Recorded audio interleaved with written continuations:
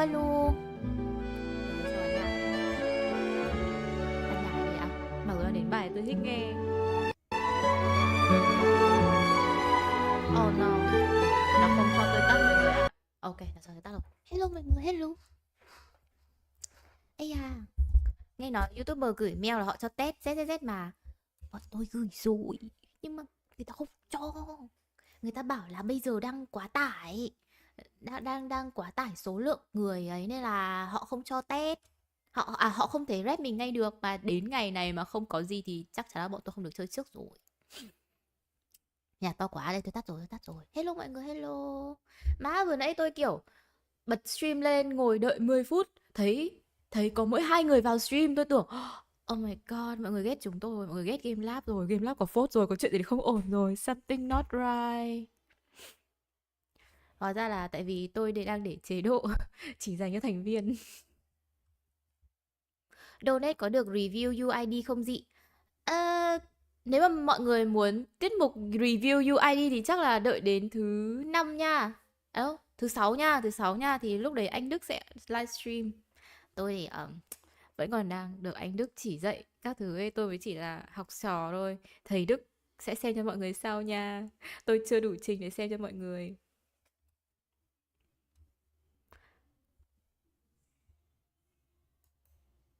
Cái gì? Kênh lèo tèo như kênh này mà đòi nó coi trọng á? Thật.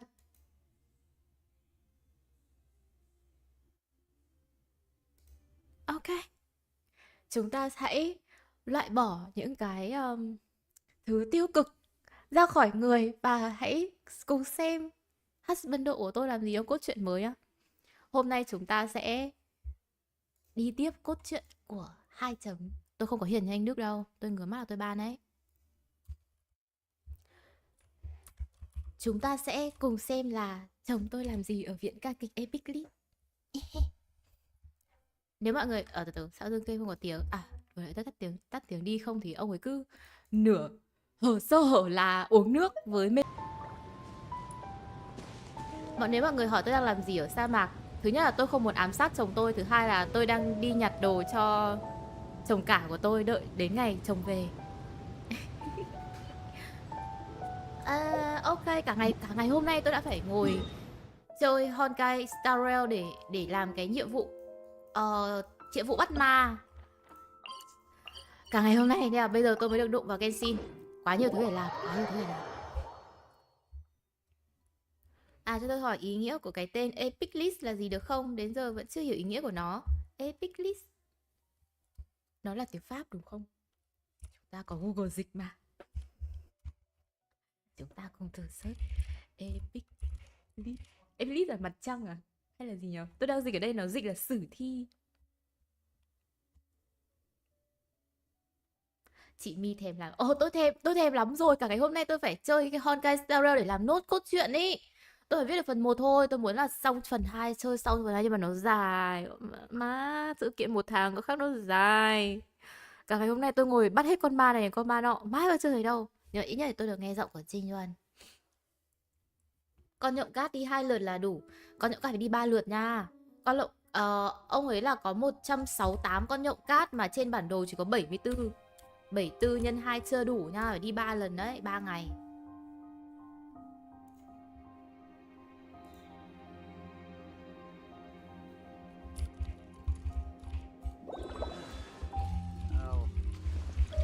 I'll think about it.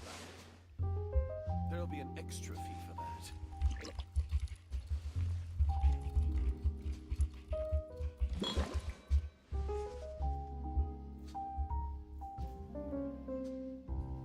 Chị My xong event chưa? Tôi xong rồi.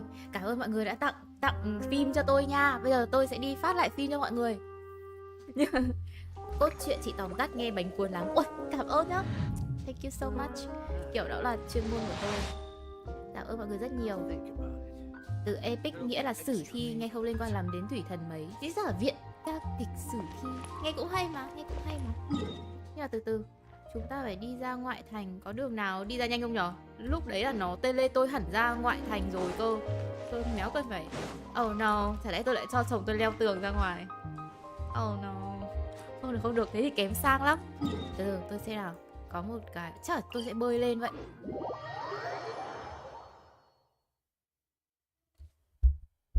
Đi làm tiếp cốt truyện thôi. Tôi nghe nói là đến đoạn này của cốt truyện nó kiểu phải đội mũ bảo hiểm trước ấy. Là bé dài cá bơi.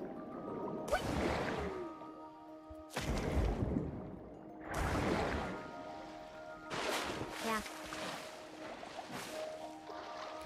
Anh Long không uống nước trong 1 tiếng chắc ngày lắm. Cả ngày hôm nay anh Long không được uống nước rồi. Cái gì? According to Melusa's info, Theo tin the của synth Melut. production base is underwater. Story chương này xịn Let's mà. go Thế try to á. find the entrance. Một cái mũ là chưa đủ á. Ôi, thế cái phần trước tôi đã cố gắng. Tôi đã kiểu suy luận kiểu nó sẽ là như này nhưng méo. Ok, biên kịch của Mi Chó lại phải tăng lương cho biên kịch Mi Chó. Anh Long là bị ép. Anh Long là không được uống nước cả ngày hôm nay rồi. Cả ngày hôm nay tôi đã không vào game rồi. Rồng. Anh Long 2 thủy mà sao có 30k HP vậy? Tại vì tôi đã build anh Long đâu. Anh Long của tôi dở hơi lắm.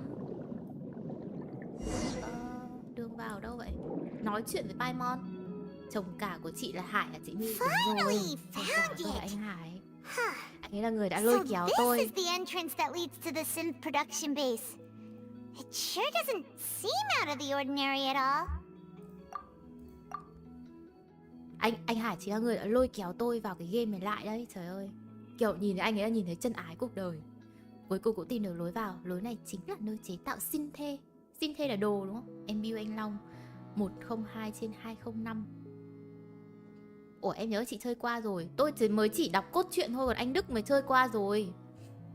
Thì nó phải trông không có gì đặc biệt chứ. You're right. An important place like this is bound to have a ton Hey, of protective measures and Paimon cái phần mechanisms. cốt truyện ấy cứ nói linh đấm một ai đấy. Tôi muốn đấm Paimon lắm rồi luôn ý.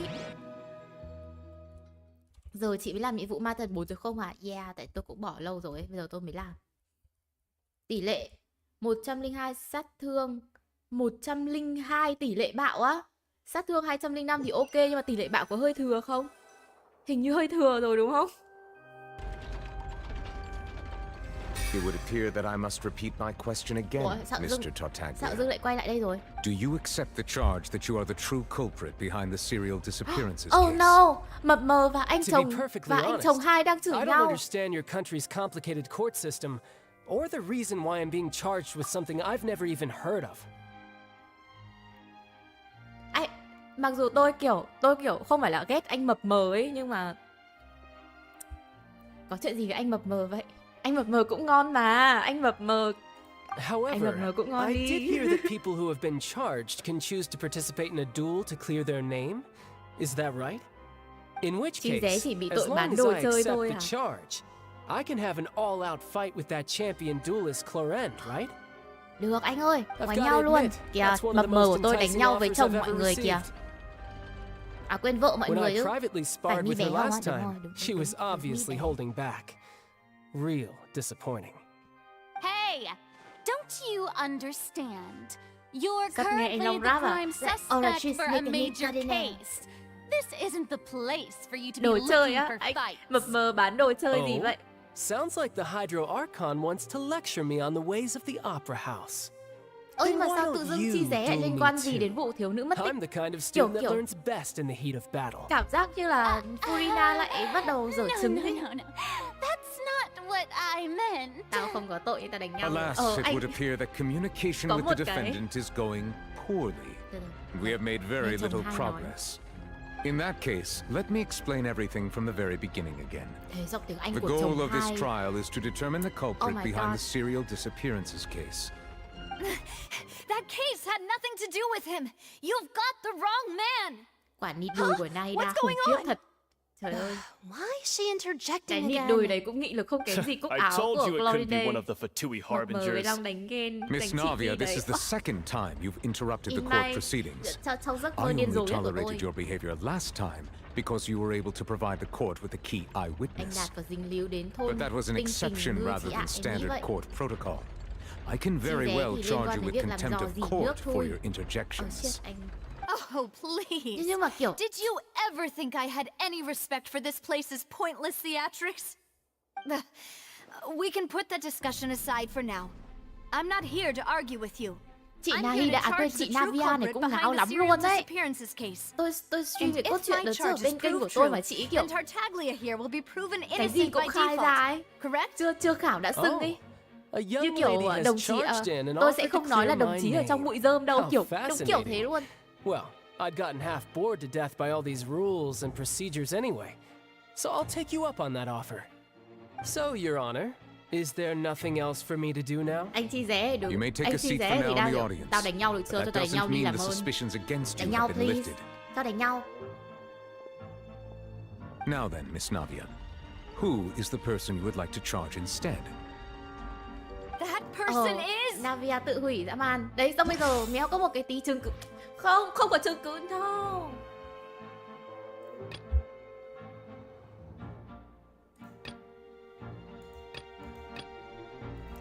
Lần trước tôi đang nghi Marcel nhá, tại vì ở cốt truyện trước ấy là có robot, gọi là gì nhở? Nói chung là có robot cảnh sát đến định ám sát Navia, mà để có thể điều được nhiều robot như thế là phải là người rất giàu. Mà ông Marcel này là đang giàu nhất trong cái đám đấy. Đấy là tôi đang nghi ngờ Marcel. Mọi người đừng spoil tôi á. Đấy là tôi đang chưa biết gì cả, tôi đang nghĩ thế thôi á. Mọi người đừng spoil á. Florentino thì có vẻ là tôi tin Florentino. Anh tôi một đời liêm khiết. Anh tôi chỉ hơi háo sắc tí nhưng mà... Và đó chính là Florentino. Không thể là Florentino được. Đó chính là Marcel. Marcel, the head of confrérie of Cabrières. Huh? What confrérie? Never heard of them in my life. I've Nhưng mà heard of them, but kể cả thế tôi mới weren't chỉ they nghi ngờ Spina thôi. di Rosula's Nhưng mà sister Marcel cũng chưa có bằng organization? chứng xác thực nào is this người gonna be đấy a friends to là enemies hung type thủ situation? cả. Please let me remind you, Miss Navia, Tôi cần that đội mũ từ charging bây giờ someone không? is Nó an chuẩn bị plot incredibly twist chưa? serious matter. Committing to the charge also means taking on the legal responsibilities associated with it. And if the charge fails, depending on the circumstances, you may also be charged with the crime of making a false Đội sẵn accusation. đi á, bây giờ đã đội được Knowing rồi à? this, Ê, bao giờ do bảo you tôi đội still mũ thì tôi wish còn to đội nhá. charge this man? Yes, I do. In that case, I declare the charge to be valid. Ông ấy cho Miss Navia Navia tiền and tiêu. attorneys, please Có take your chị places đội on the đi court. à? Members of the guards, please contact Mr. Marcel right away so that he may stand trial. Oh no, mất bác Marcel rồi. Mr. Marcel, you will not require an attorney. Is that correct? Apologies. It all just happened so quickly. I still haven't figured out what's going on. I think an attorney won't be necessary. This is probably just a misunderstanding between me and Navia. Very well. In that case, since both sides have now arrived, Miss Navia, please present your charges. I would like to take everyone back to 3 years ago. Ờ, To the ok, 3 năm case trước. of Callus the Unfaithful. Ok. Only through elucidating what really happened in that case Chị có can bằng we chứng connect gì? all the dots for the serial disappearances case. Wow, ok. Navia, Nối được tất cả You các đầu really mối. think that I was the one who killed your father? Come on, why would I do that? Callus was my benefactor, and remember both you and I only ran to the scene when we heard the sound of a gun. If Biết đâu that's được, enough to make ông- me a suspect, wouldn't that make everyone at Ông that cử chân banquet tay a đi làm chuyện suspect as bẩn thỉu well? thì sao? Không biết được.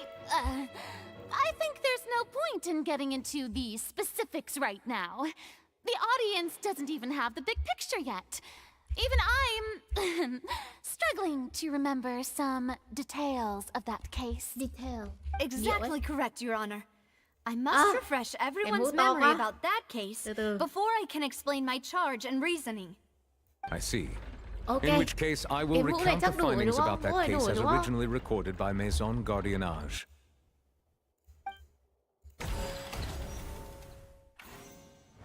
On the day of the murder, Spina di Rosula hosted a large banquet in a countryside estate owned by the Confrérie of Cabrières. Ok, tổ chức một bữa tiệc.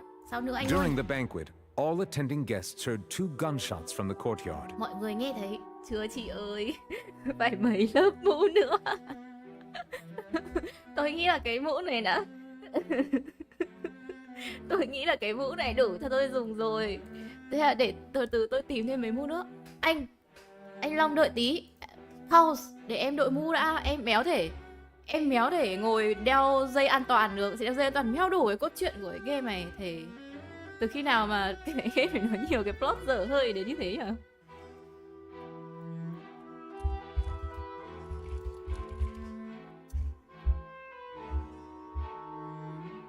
Thế toàn ảnh PNG lừa. À đây rồi, PNG xịn rồi. Cảm ơn được, ok. Đây, tôi thêm một lớp mũ nữa nhá. Để đảm bảo an toàn cho tôi. Tôi cảm thấy ở đây không an toàn.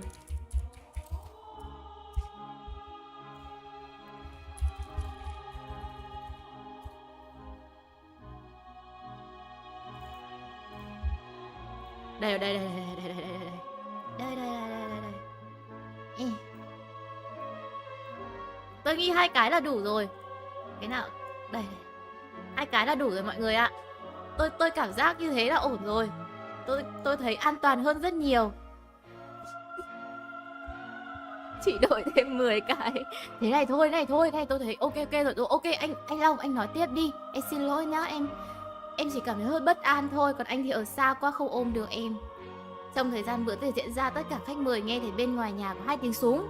When the guests arrived at the scene, they found the primary suspect Callus holding a gun, while his acquaintance Jacques Oh, no. lay dead from a gunshot wound. Ui, Joe trẻ thế. Tôi cứ tưởng là ông ấy phải lớn tuổi lắm cơ. Ôi trời ơi, không thể thấy được. The guards' investigation did not recover any other firearms from the scene. As a result, they concluded that the suspect's first shot must have missed, while the second must have taken Jacques' life. Từ bố của Navia tên là gì nhở? Talas, còn người bị bắn là Jock. Ok, nhớ rồi. The suspect did not dispute this conclusion and also declined to defend himself in court. Instead, he chose to prove his innocence through a duel. Ok, tôi biết tại sao mà ông ấy chọn thế thôi. Okay. Callus was defeated by champion duelist Clarand in the ensuing duel, and these are the known facts about the case. Đây, đến giờ mi bé thám tử lừng danh Kokomi. Not my father. Hello bạn Kiệt anh hai, hello. Mọi người đợi mỗi hiệp vào đi nhá. Tôi thấy không ổn với cốt truyện đâu. In truth, the third person shot Jacques first, and was shot in turn by my father when my father seized the gun from him. Oh my god. Thế tức là Jock và Callus không hề... Sao làm quét trễ thế á? Tại vì bây giờ tôi mới chơi lại game. Ông ấy muốn bắn nhau mà có người thứ ba. Ông thứ ba bắn chết Jock trước, xong rồi Callus cướp được súng và bắn chết người thứ ba. À không, nhưng mà ở đấy hiện trời thì có một xác thôi. After that, the true culprit turned the third person into water, erasing all traces of him from the scene. À. Oh my god. Thank you for the nhiên đi mọi summary, người. Your Honor. Tôi đang ngạc nhiên thật là Of mọi người có thể giả vờ ngạc the nhiên với tôi guard's đâu. conclusion appeared quite sensible to us at the time. Ủa, ra tóm tắt câu chuyện rồi mà, nhưng mà tôi chưa chơi. Anh Đức chơi rồi, tôi là người đọc, nhưng mà tôi cũng quên hết rồi.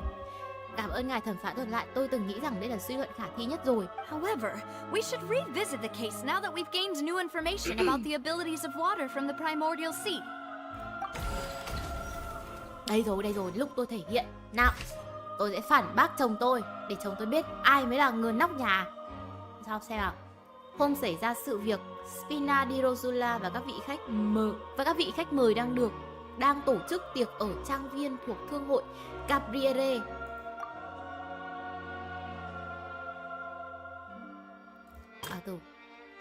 Đây chứ, 2 tiếng súng. Không phải á? Từ tại sao lại không phải nhờ? Tại vì ở đây là ông Florentino đã bảo ngài Callus không mang súng, nhưng mọi người lại nghe tiếng súng.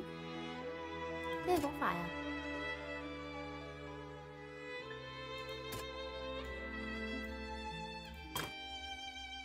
Mọi người chạy đến nghi phạm. Callus cầm súng trong tay, còn Jacques, người đến gặp ông ấy thì đã trúng đạn mà chết. Căn cứ theo kết quả điều tra năm đó, hoàn toàn không đem súng ra. Nhưng sau khi điều tra lại có thể xác định Callus hoàn toàn không đem súng ra ngoài. Cũng không phải. What? Cái gì đấy? làm cái avatar VTuber đắt không mi. Cái này á, cái này bọn tôi tự làm ở trên Photoshop ấy, chẳng mất đồng nào đâu, bọn tôi tự làm ấy. Là sao ta? Nước biển khởi nguyên. Trong đêm mưa ở 3 năm trước, những người tham gia buổi tiệc đã nghe thấy 2 tiếng súng. Cái này là gì? Tái hiện lại tội ác. Không phát hiện ra cây súng nào khác nên đã cho rằng nghi phạm phát đầu bắn hụt, phát thứ hai đã bắn trúng Jacque. Cái này cũng không phải. Là sao? Tôi còn thiếu màu nâu với xanh thôi. Ôi sao lại không bảo? Tôi vừa nãy thừa hơi nhiều. Ghi chép cũng không phải. Đã thì chọn hết rồi. But now, it is clear that the clothes were proof that there was a third person at the scene. And that they Canva were làm được không? Chị turned không biết into dùng water Canva, tôi chỉ biết dùng after committing the Photoshop thôi. murder. Since it was raining that day, the Tôi xin culprit lỗi was rồi, mà nó confident that cứ they trượt could use đi, the chết rain to wash rồi. Đây away không bật được all anh Long traces of their rồi. dissolved Thế accomplice. anh Long vẫn là nóc nhà. No. Khi mọi người chạy đến, nghi phạm Carlos cầm súng trong tay, còn Jacker, người đến gặp ông ấy thì đã trúng đạn mà chết. Căn cứ theo kết quả điều tra năm đó, không có khả năng có người khác hành hung và trốn khỏi hiện trường. Cuối cùng Carlos đã bị định tội là thủ phạm của vụ án này.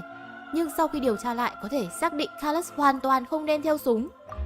Có khả năng có người thứ ba. Không phải. Cái này là cái gì? Trong đêm mưa ở 3 năm trước, không biết của ai.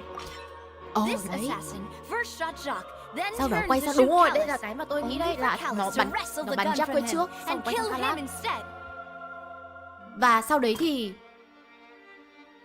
sau đấy thì thì thằng đấy bị hòa tan. Ok.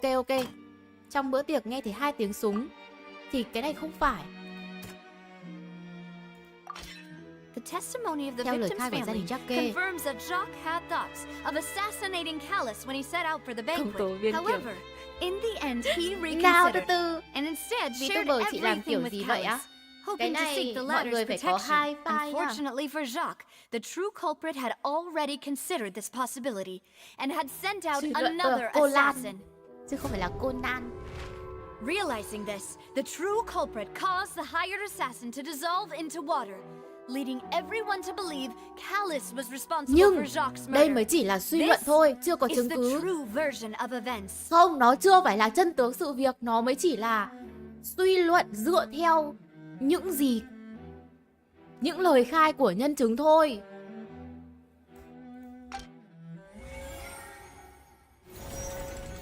Nó chưa phải là sự thật. We need more proof. Phản bác đưa nợ. Thôi không có gì đâu. Tôi nói câu này từ vụ án trước rồi. That's what happened. Thế tôi ghét người dân phóng tin. You're telling me something as dangerous as Người dân phóng water tin from kiểu the bị primordial bá sea phải. has been used for all these years? What a great theory. It also explains Callus's and Jacques' respective motives. I guess they didn't shoot each other after all. Mr. Marcel, you are the one being charged with the crime. Kẻ mua You should provide a rebuttal if you wish to prove your innocence. Tôi biết là chồng tôi thì But I think I agree with everything Navia đỉnh just hơn said. tôi rồi. In fact, Tôi đang there was đợi nothing in xem her chồng tôi speech nói that gì. directly implicated me. Then, may I ask some questions? In my opinion, we primarily need to determine 2 things. 1.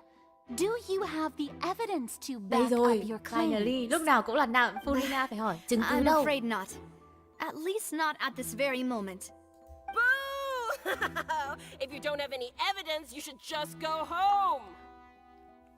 Bà đây có phải là cái bà mới bảo nghe cũng hợp lý đấy không? Bà ấy có vậy. Người phone tên kiểu chúng mày có thể hai mặt hơn nữa được không? I may not have the evidence with me, but I know where I could go to collect it. If we look up the Cứ mỗi deserted lần nhìn clothes thấy người phone tên against là a tôi cảm record of kiểu people who went missing around the same time, we should be able to find a match. Considering the serial disappearances case, the guards probably kept careful records of all missing persons from around that time, regardless of age or gender. That makes sense to me. Monsieur Neuvillette, I would consider this to be a reasonable investigative direction. Why do I feel like Farina's acting a little differently today? Sau Maybe này she's Fulina scared of hát nhiều. embarrassing herself again? Alternatively, she's become more diligent after charging an innocent citizen in the last trial. My second question has to do with the ensuing duel. If the truth is indeed as you described, then why didn't Mr. Callus explain himself in tại sao court? Khalas lại không If phải he không had tôi biết tại testified sao that tại a vì person Khalas had been biết là mình sắp chết dissolved, rồi he nên là could have at làm least thế để mounted a bảo vệ gia đình. defense. I've thought about this too, and the answer is actually pretty simple. He felt there were things that were more important to him. Nhà lữ The hành sáng thủy dissolving của power làm of sao đi làm water thám from tử the mà. primordial sea is an important secret for the true Sherlock culprit of the Holmes. serial disappearances case. My father could have exposed it for all to see, Oh my but he God. chose to take it to the Sao cái grave. nịt ngực của chị có At thể that time, giữ được Spina cao di như thế nhở? Rosula Tại sao was cái in này nó dire cứng thế? straits, Cái này làm and bằng his gì ấy? reputation had already been shattered. He had no guarantee that going forward with the truth would allow the culprit to be brought to Để ý justice. Khalas đi What ra was như certain, playable however, ấy. was that it would paint a gigantic target on my back. Boss Chết. once told me Tôi that đang bận nhìn Mademoiselle làm had cách nào để already nó been đứng như thế này là selected tôi as the méo next nghe được target chị of the Navia serial nói cái gì nữa. disappearances case. What? If the secret had gotten out, the Tôi culprit nhớ would là have chơi fought câu an chuyện đâu. all-out war with Chơi Espina hết chương right there and cuối then. ở tuần trước. I wouldn't have Anh been Đức the là chơi only tất one cả in các danger. chương trước. All Một of us mình chứ would have không stood to stream. lose our lives. Of course, the guards might eventually figure out the truth of the matter and determine that we were in the Thì right. Navia, đúng rồi, bà ấy mà giơ But tay lên nó what tuyệt good would luôn that đấy. do? How can a hollow verdict protect Fontaine anyone? và những bộ trang phục Fontaine và những bộ trang phục nghị lực. Đầu tiên là cúc áo của Clorinde này, nịt ngực của Navia này, cả cái nịt đùi của Navia nữa thề. Và cái của không có gì đâu. Had this opera house ever given my father any kind of confidence Ủa in chị its My brand đứng ngồi of hiểu làm justice, gì thế? Spina Tại vì di tôi sợ Rosula lắm. would have Vụ had án no trước kiểu reason nó to exist. làm một pha bẻ But by lái, tôi staying tí thì silent, đập đầu xuống we đường retained the rồi. ability to Rồi, deter đội our mũ rồi, opponents đảm bảo. and continue the stalemate. I was able to become Spina di Rosula's president, which made me harder to target, as well as giving me more time to grow and learn. And once I have figured out the truth and stepped up to the challenge, I will do what this opera house cannot Để nhìn and anh restore ông cứ my như là con father's rái truth cá ấy. and honor back Trông to cưng him. vậy, trông nhìn đằng sau mới vuốt So, thôi. Tôi you mean cá to đã tậu say- anh ý. Your Rất father mềm. intended to die in the duelist's ring? That's right. Do you Anh have không any chuẩn bị proof? nói. Ôi, anh không chuẩn bị nói Of rồi á. course. Tôi đợi mãi. Từ lần All trước you đã đợi need rồi. is to ask his opponent, Clarand. I don't need your apology, your guilt, or your support from the shadows. Bạn thân You vừa bảo don't bỏ have to làm do bạn thân làm anything bạn for my thường. sake. Làm bạn thường But là since sao? he Người ta có người entrusted his yêu will à? to you, Anh Hải Clarand, nhìn chị My đánh you giá. should tell us the truth about his sacrifice. Này, đánh giá cái gì?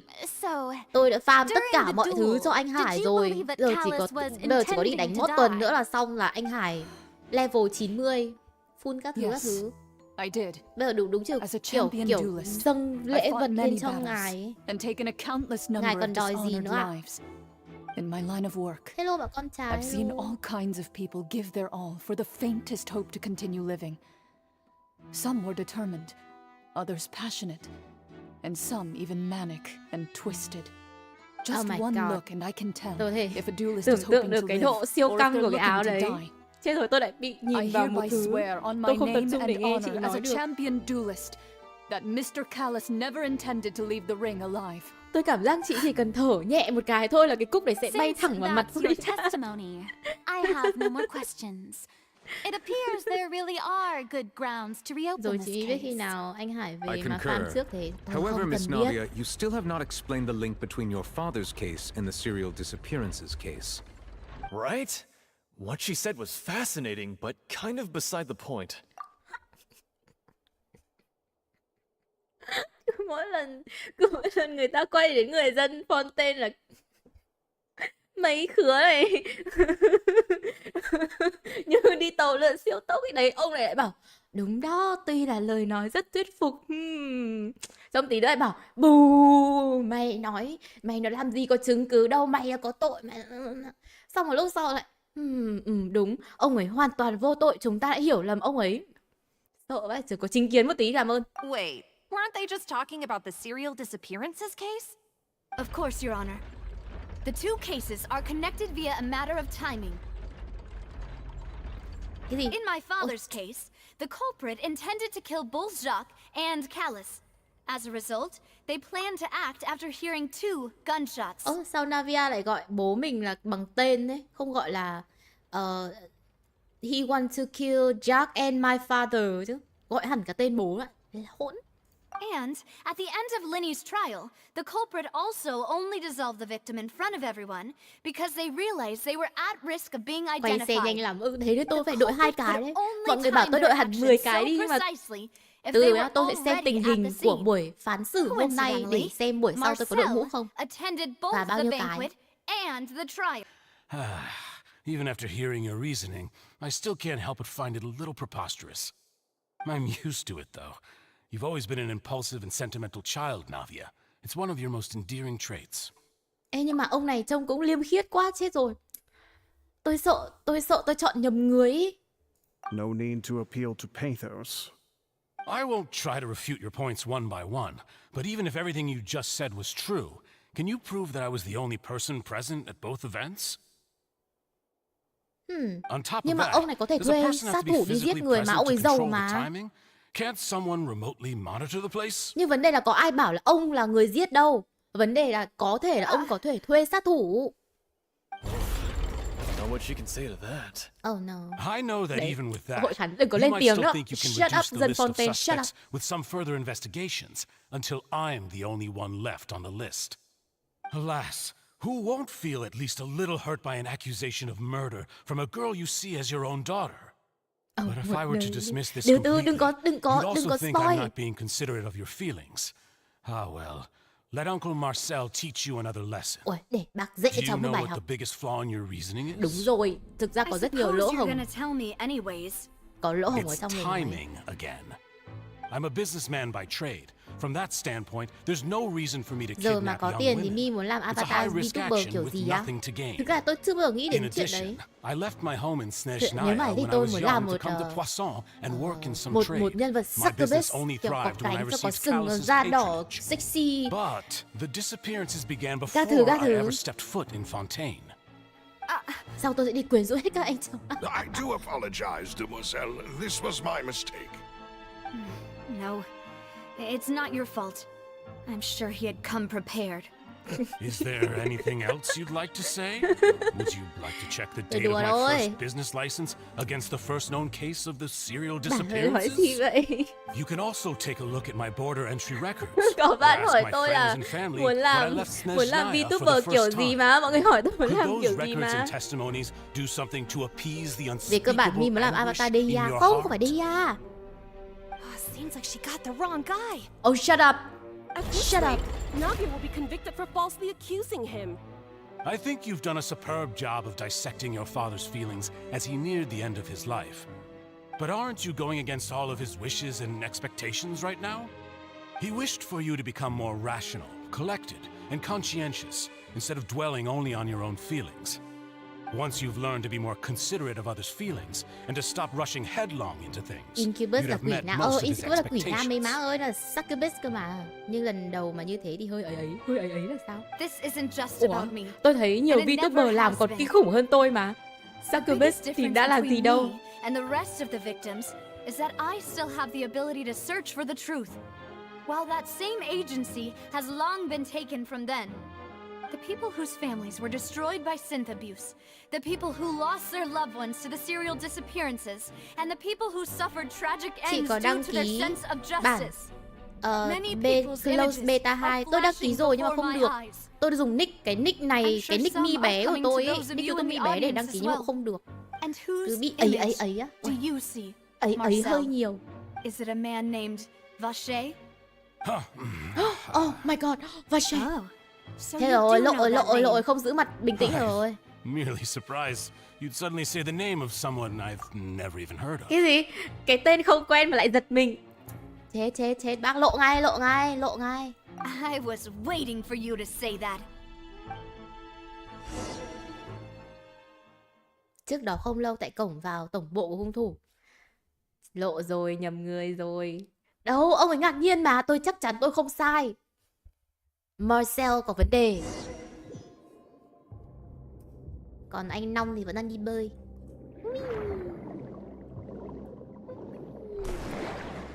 Ui, ở trên này không có nước.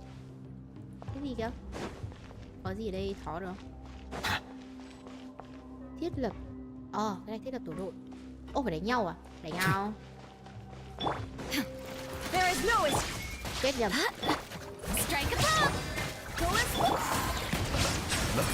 Trời, ấn nhầm, phải bắn tùm lum trước rồi mới ulti.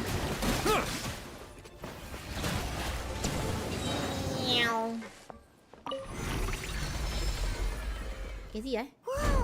Thang. Wow, tôi đẹp nhò. Marcel giết một đồng. Thực ra Incubus và Succubus là kiểu biến hình, có thể biến thành nam hoặc nữ đều được.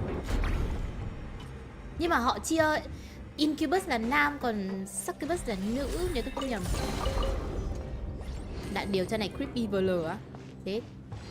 Thế thì tôi không phải là cần mũ bảo hiểm đâu mọi người ơi, mà tôi cần một cây thành giá. Paimon thinks we need to go up, but Paimon doesn't see a way. Let's take a look around. Maybe we'll find a hidden mechanism that'll show us the way up. Sao anh ấy không nhảy xuống? No, tôi tưởng anh ấy sẽ kiểu cắm đầu xuống nước,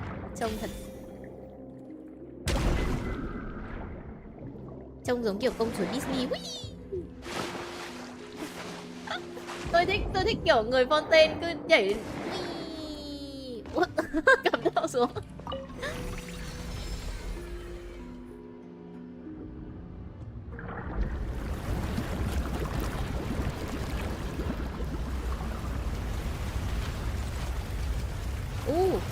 Là nước dâng lên à? Để đi lên trên kia à?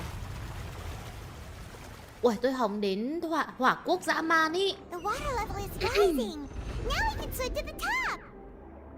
Ở đây có hòm không? This is still a ways away from where we need to go.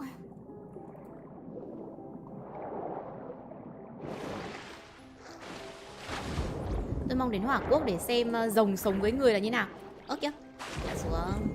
Chúng ta sẽ lên bờ kiểu người Fontaine. Kìa. Thế.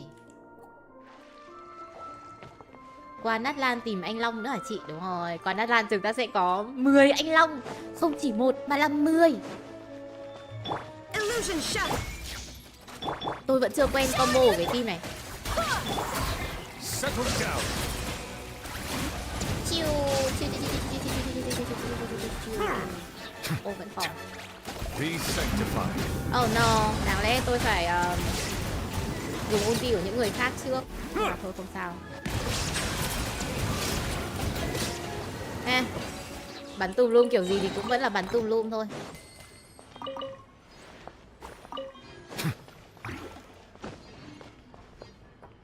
Nát Lan có Himeko và Never Let You Go. Nát Lan có Himeko và anh yêu em ở mọi vũ trụ. Mong chiến tranh ở Nát Lan hoành tráng tí chứ đừng có bở như Inazuma. Nhưng mà tôi xem một cái clip của Game Cực Hay nói về cái vụ này ấy, thì hình như là cũng không phải tại lỗi của ông cái ông tác giả đâu. Tôi phải điều tra thêm lại về vụ đấy.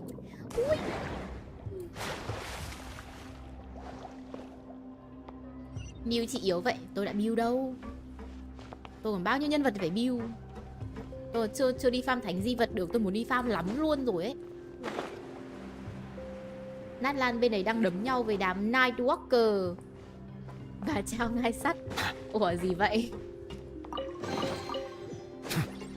Sao The Winter is coming à? Ngọn lửa sắp bị tắt à? Cốt truyện của... đúng rồi, Limengan, đúng rồi, Limengan đấy. Nhưng mà ông Limengan này là người đã viết lên cốt truyện của Genshin từ những ngày đầu tiên, nên là tôi không nghĩ ông ấy lờ mau đến cái mức mà viết ra những cái chuyện đổi nhân vật. Hồi máu. Chưa. Giận. Mà tu lùm.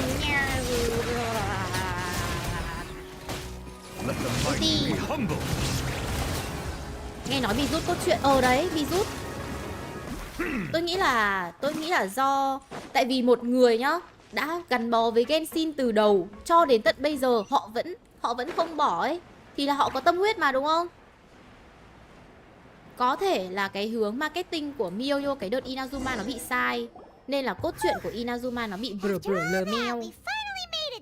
Tôi không biết cốt truyện ở bên ở bên Honkai Impact 3 nó như thế nào. Nhưng mà từ trước đến giờ cho đến cốt truyện của Inazuma thì những cốt truyện khác khá là được mà khá là hay mà. Thủ phạm quả nhiên không trốn ở đây.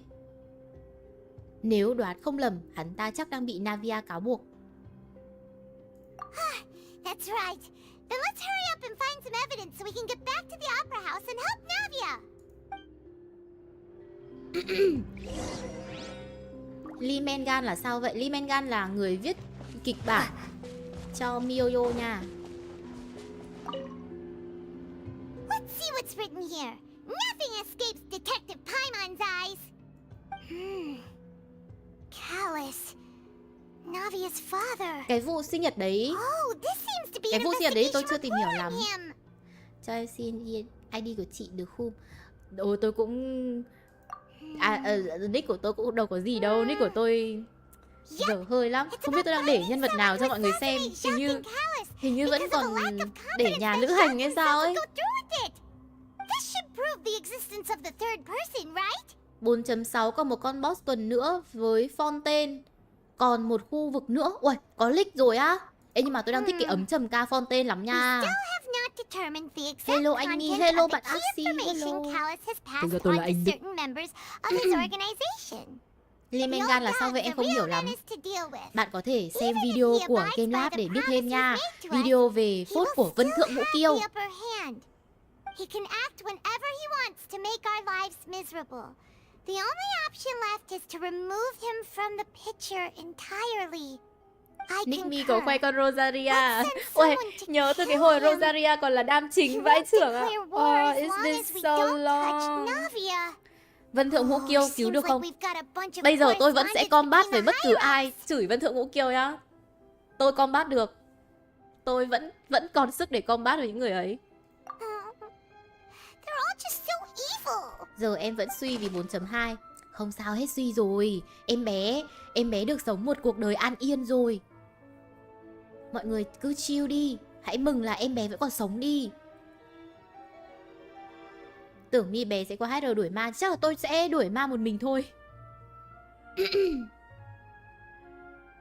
Manh mối về vụ án Callus tìm được trên kệ sách. Kẻ chủ mưu phía sau thông tin Jacker sẽ ra tay, nên đã phái người thứ ba đến để đảm bảo Callus phải chết. Nội dung phía sau ở một mức độ nào đó cũng thể hiện rõ động cơ. Má, nãy giờ tôi ngồi nghe mọi người nói chuyện mọi người tôi méo để ý luôn. Cái gì đấy? Ui, chỗ này đẹp đấy. Đây là nước biển khởi nguyên đúng không? Cái màu này giống nước biển khởi nguyên này.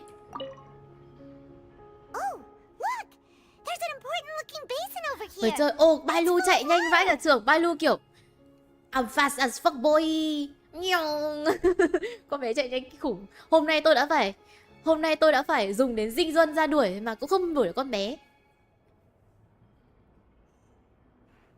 Đổ thừa đâu. Tôi bảo là tôi không tập trung. Tôi có trách mọi người câu nào đâu. Mọi người nói gì. Blade ngầu, Dinh Little đang fan gay, Dinh Duân ngầu bé người âm. Ok, Blade cũng gay mà. What you guys talking about? Blade cũng gay mà. Mọi người đã nhìn cái bộ cho cái bộ di vật cho nhân vật hồi máu chưa? Cái đấy là đồ đôi của Dinh Duân. À quên, đấy là đồ đôi của Dan Feng và Blade đấy. Đá biết bay. Blade gay. Mọi người không biết à? Bạn không biết sao? Hắn gay rõ mà.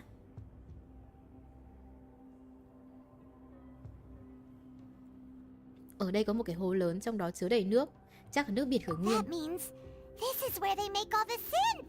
And that special water is the main ingredient. If you dilute it with normal water, oh no. you'll get synth. But the pure stuff Đá bay thật mọi người ơi.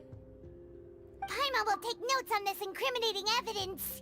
Thực ra thì cũng chẳng ai nói hẳn ra. Nói hẳn ra là Blade và Dan Feng yêu nhau cả. Nhưng mà kiểu nói rất là rõ ấy, nào là dùng bao tay đôi này, xong rồi uống rượu dưới ánh trăng. Mọi người có biết cái câu trăng hôm nay đẹp lắm không? Đấy, cái câu đấy hình như dịch ra tiếng nước nào ấy nhỉ? Là tôi thích là tỏ tình ấy. Tiếng Trung hay là tiếng Nhật ấy tôi không nhớ. Lưng ông Dinh Duân nhà chị có ổn không? Ôi, Chồng tôi khổ lắm rồi. Cuối cùng tôi nhìn cái bảng xếp hạng chồng tôi lên S tier ở tất cả các hạng mục của tôi, kiểu anh ơi, ngày đến rồi. Tiếng Nhật, đúng, tiếng Nhật. Sự thật nổ não. Đợt trước tôi làm lo nên là tôi đọc mấy cái đấy khá là nhiều mà. Hai người ấy hay uống rượu với nhau lắm, hay tâm sự tuổi hồng, hay nhiều thứ khác nữa lắm.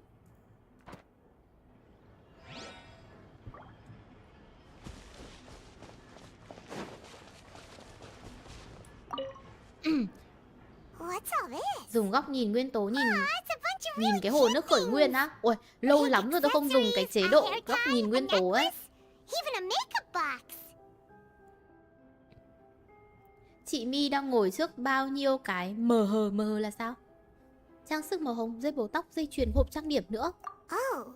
Paimon sees it too, but cái màn hình, màn hình. cute things labeled with different girls' names. Não lo hơi chậm.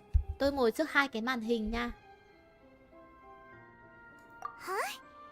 You mean the girls from the serial disappearances?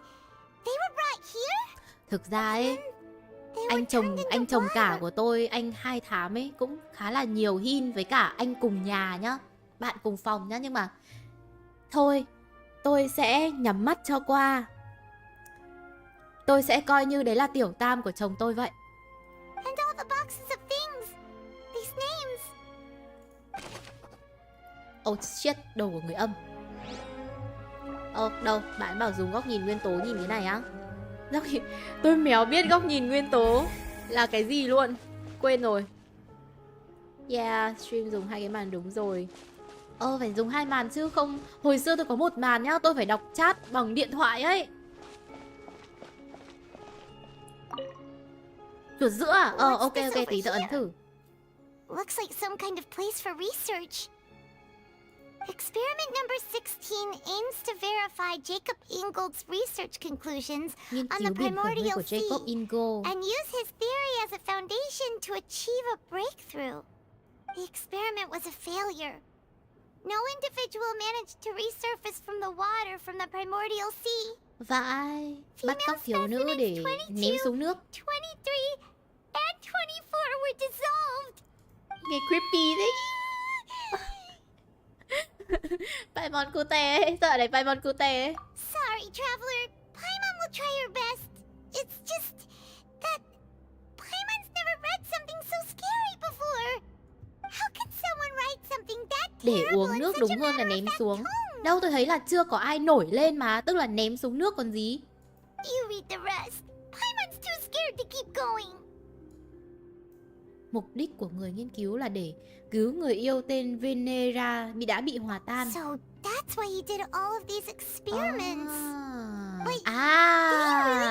Cái con tinh linh nước trong ở đài phun nước là người yêu của ông Versace. Đã đưa đồ.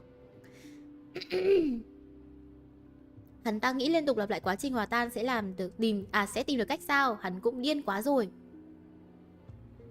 So he sim. Hắn là vô suy vọng. Hai bạn Aurora Shade. Huh? Isn't that the name you heard by the fountain? Paimon thought he was an Đổi thêm eyewitness cái in nón the nữa đi serial chị ơi à. disappearances case. Ôi, cái này nói vẫn chưa phải là sự thật à? Tôi tưởng đây đã là sự thật rồi, là Versace là người. Nhưng mà chúng ta chưa biết Versace là ai. Đừng có spoil á, không ai spoil. Tôi vẫn chưa biết Versace là ai. Đây không phải là cái tên được nghe đài phun nước sao? Tôi nhớ đó là người chứng kiến cảnh tượng hòa tan mà. Không, đó là người thí nghiệm. You mean Versace is the one who did all of these experiments? Có rất nhiều báo cáo thí nghiệm đều ghi tên hắn ta. Giọng nói trong đài phun nước đó chắc là của Venera. Chưa đâu, thêm một cái nữa cho an toàn. Không spoil nhá. So that's it.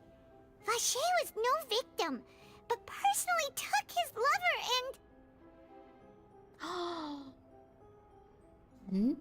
Hắn tự nhúng người yêu mình xuống. Why? Tại sao? Hắn có thể kiểu bắt cóc người khác mà. Tại sao lại phải dùng người yêu của mình? Not it either. If that's the case, why would people to resurface from the water. Đúng. Đấy, cái In đấy any tôi đang hỏi. case, Paimon will write it all down. Hay là người yêu bị lỡ rơi xuống nước. À đấy, mọi người bảo ấn lăn chuột đúng không? Không được mọi người ơi, tôi ấn lăn chuột rồi. Nó không ra góc nhìn nguyên tố.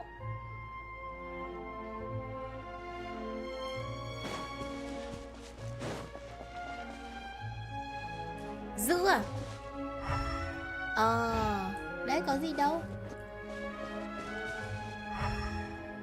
Nhưng mà trông nó đen thui đi, trông kinh quá.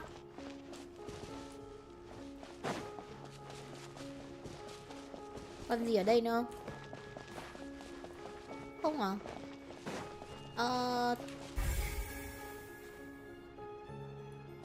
À đây, còn đây nữa. Ôi, đây là toàn đồ mọi người ơi. Chất kích thích. Chú công an ơi, ngài Riley, ngài Nivelet, anybody. Tôi tìm thấy một đống mai thúy. Whoa! There's so much synth here! And so many bottles of ingredients that probably just contain the waters of the primordial sea. Quá nhiều. Mixing in progress. Ready to drink? Stock sample? Huh. They've also got all the synth pretty clearly Lại còn labeled. chia từng loại mai thúy ra nữa. Whoa! There's even fruit flavored Có cả vị trái cây. Wow, cái này là cái này là vape có đúng không? Hóa ra người Fontaine không hít khói mà người ta tu. Ui, người ta tu vape luôn. Chất. Chơi đồ mức này thì chất rồi. Xem ra chị My đừng ngửi nha. Không mai thấy chị My đi tù là được gặp ngài Riley được không? Kiểu nghe My cả nghe kiểu hít cái này đi tù gặp Riley á. Kiểu hít lấy. Chỉ có Fonta cũng pha nước. Cái Fonta pha nước biển khởi nguyên là để ám sát mà, chứ không phải là người ta uống cái đấy. Yep, it's super obvious. Loại thuốc phổ biến rộng rãi có thể giúp người dùng cảm thấy vui vẻ trong thời gian ngắn. Oh my god. Quốc gia nào cũng chơi đồ. We've looked at almost everything here and it seems like our theories were spot on. But Gacha là ai? we haven't found anything that reveals his true identity. No wonder even Nervalet wasn't able to find anything. Whoever it is probably Thế destroyed tức là everything thằng này nó to không do with muốn that lộ name a ra long nên là time ago. cứ ai That way, cứ even ai if có we bring khả all năng this làm back to hỏng the kế hoạch. opera, we won't be able to identify the true culprit. Inazuma đâu có chơi đồ. Inazuma sao? Inazuma chơi cỏ Naku mà mọi người quên à? Lee Yue chơi gì nhở? Tự dưng tôi có nhớ là Lee Yue có chơi một cái gì đấy. Lee Yue chơi cái gì ấy nhở? Lee Yue nguyên quốc gia chơi đá. Còn chúng ta hãy bỏ qua Thảo Quốc đi nhá. Nó là Thảo Quốc mà, nó có ở trong tên rồi mà, Thảo mà.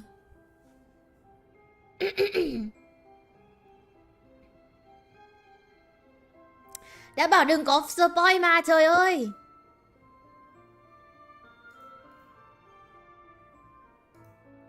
Xem stream có mấy ông spoil mệt thế nhở? Nếu nói vậy, cho dù có đem số manh mối này về viện ca kịch thì cũng không thể nào tố cáo được hung thủ. Sure thing. Paimon won't admit defeat to this guy either.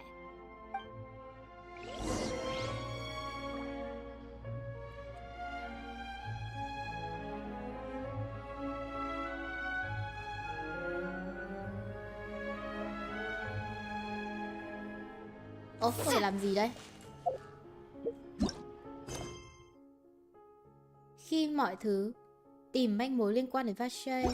Lại điều tra à? Ồ, lại điều tra tiếp hay là tôi được về rồi? No, tôi chưa được về. Nếu có người bán nước thánh, nước tắm của anh Long giá 500k mora. Thôi không có gì đâu. Tôi nói ra thì mọi người lại bảo là mọi người lại spam hỏi chấm xong rồi. À, điều tra tiếp. Mọi người lại spam hỏi chấm xong bảo là cái gì vậy chị Mỹ? You take that side and Paimon will take this side. Check everything carefully. We'll find something for sure. Liêm sỉ Mi ơi.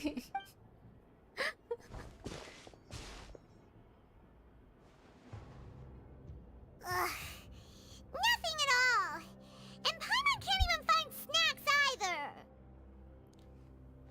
Không tìm thấy đồ ăn vặt á? Alo, tu cái bình kia cũng được mà. Mời bạn. Vị hoa quả luôn. Whoa, really? Let Paimon see. Tìm được một cái sổ. Vinier. Isn't that Vache's lover's name? Em farm thành di vật cho New còn 344 Mora. Wow, tôi cũng sắp hết tiền rồi. Không phải tôi hết. Tôi hết nhựa mới đúng. Ôi trời, tầm này chắc là tràn nhựa rồi. You found her diary. Let's see. Thích cái giọng Hà Nội của bà Mi này. Thank you.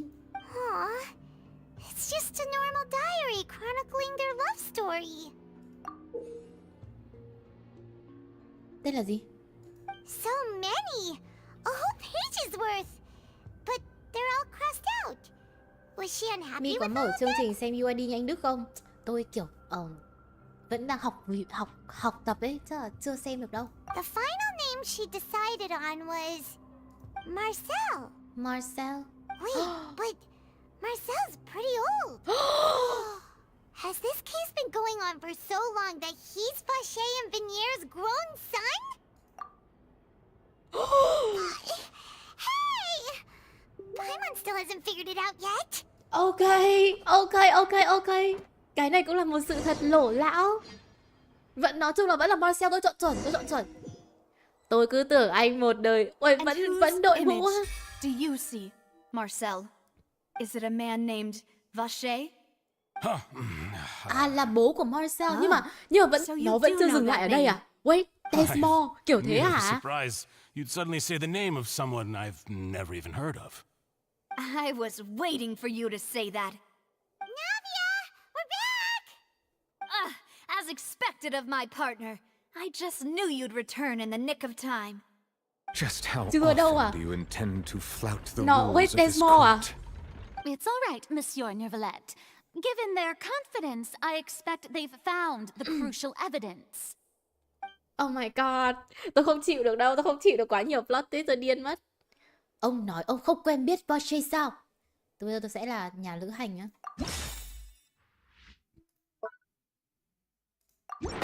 Thế còn cái này?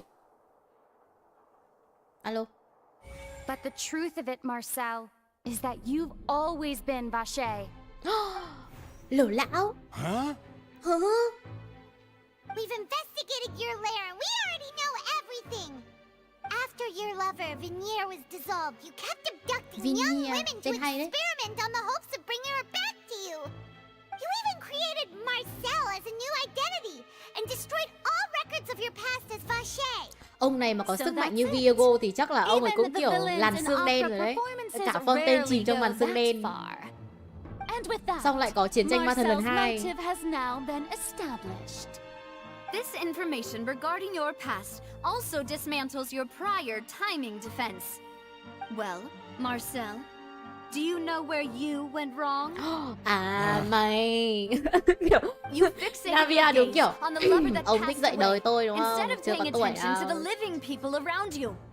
So, you never noticed how we changed or how we grew as individuals. You also never understood Boss's real expectations for his Mi có daughter. stream TikTok không? Or Không, our determination to see things through. tôi không stream TikTok. Your determination. Đại suy vong. Mr. Marcel, please speak up now if you would like to defend yourself. Otherwise, the trial will move on to the next stage. Nghe chưa? Do you really think I wanted to do any of this? Khai rồi. Nhận tội rồi. Pay attention to you. What for? Have you ever paid attention to me? Ever empathize Chết rồi, with lại my lại pain? phản diện về quá khứ, đau buồn. Oh no. Hắn đang ngụy biện. Right in front of your eyes. No one helped me. No one even believed me. All those Thêm decades nón đi á, ago, vẫn chưa đủ even á. the Cái này là đã officers ra from the hết rồi mà. Maison Gardiennage Vẫn were chưa à? laughing at me. They said there's no way a human being can turn into water. So Quá I khứ, must have đúng gone kiểu quá mad khứ của for kẻ phản grief. diện luôn. Vignere's death was brushed away by all of you as if it didn't matter at all. Well, now you know, don't you? Ha! Well, it's too late now. All those who were dissolved are gone forever. Con You chán only had à. yourselves Vỡ to đầu blame. mất. Oh no. You set up this ornate opera house in pursuit of your so-called justice, your beloved drama, while turning a blind eye to the suffering of the Oh people. no, chế độ vục nát. Vigniere is dead. We promised each other that we would always be together. Wherever she goes, Từ từ. I will Tôi đang follow. tưởng Marcel là con của But I'm Vache not với from this Vigniere. blasted place. Không phải à? Hóa ra ông này So I vẫn là can't be vẫn là dissolved. No matter what I do. Ôi, chơi đồ trên văn tòa luôn mà. Primordial sea that he's drinking? I can't dissolve. Can't dissolve. Can't dissolve. Do you all see? Chết rồi, ông ấy hóa dốc cờ rồi mọi người ơi. Follow. So if I can't go where she Wow, is, so what choice do I serious. have but to try to bring her back? I did all of that, and in the end, that accursed Callus still got the better of me. I spent my entire life living on pins and needles, only to get stabbed by his idiot daughter at the very end. Không spoil please. Không spoil từ nãy đến The giờ, suspect trời is ơi. exhibiting signs of mental distress. Guards, please restrain him. Don't touch me! Don't anybody come near me! I still need to save Vigniere. I promise. We made a promise. Tất cả là tại Uchiha. Yeah. Vigniere. Vigniere. Please, Vigniere. Don't think badly of me. All I want to do is fulfill our promise. At this point, the verdict of Trai this bằng trial cuốc is suy clear. tình như chi With ré. Mr. Marcel's Gì? Chi conviction, ré mà suy the tình. charges against Chi ré Mr. chỉ có đi Tartaglia trap thôi, no trap longer boy have đấy. any Mập mờ. basis. Fine by me. I was in a bad mood, but after a show like that, I'm actually feeling pretty good. Thôi anh ngồi im đi Traveler, anh ơi. Anh please chỉ muốn... submit all the evidence you Ôi, have anh Long collected to ngồi the trông- guards, so that I might review and Anh Long summarize ngồi the trông ấy truth đấy. behind the Trông serial tranh disappearances xả ấy. case. The man now known as Marcel was originally named Vache and worked as an adventurer with his partner and lover Vigniere. Ủa, cái During chi an tiết mạo underwater hiểm này đâu ra vậy? expedition, Vigniere accidentally came into contact with water from the primordial sea and was dissolved in front of Vache as a result. Ok. Vache learned of the primordial water's existence through the work of others and began to kidnap young women for research, with the goal of discovering a method to restore Vigniere back to life. Oh no. To cover his tracks, he invented the new alias of Marcel and began to operate a business in Poisson. During the course of his research, Vache discovered that a diluted concoction of water from the primordial sea can induce feelings of euphoria and began to manufacture and market synth. However, as he accumulated wealth to fund his continued research and expanded the scope, he came into conflict with Spina di Rosula. After exchanging blows Đến with đoạn này vẫn Spina phải di thêm Rosula nón for á. many years, Vache Ôi decided tôi to tưởng đến đoạn này assassinate anh their Long kiểu president kết luận là đã ra hết Callus at a rồi. banquet. Although the assassination did not go as Vache expected, he was able to turn Callus into the murder suspect by dissolving the assassin he sent to the scene. And just recently, Vache attempted to frame Linny as the Chưa culprit đủ of the đâu. serial Không, disappearances không, case, vẫn using chưa a đủ. similar method. Oh no. However, his Ai cứu attempt to frame tôi. Linny failed, and the Tôi không power muốn đi of tàu siêu water from tốc the đâu. primordial sea became public knowledge. Vấn đề không ở This anh case Long chốt also à? exposed enough of Vache's machinations that he was eventually successfully charged in court. Thus concludes the enigmatic history of the serial disappearances case, with the truth revealed to all. Đây tôi cài chặt lắm rồi. Tôi thắt nấc cuối cùng rồi. Sắp không thở được rồi. Vỗ tay cái gì ngồi xuống. The Lũ ba oratress will phải. now deliver the final verdict regarding the charges against Mr. Vache. Sao anh ấy vẫn chưa nói Mechanics Cardinal vậy?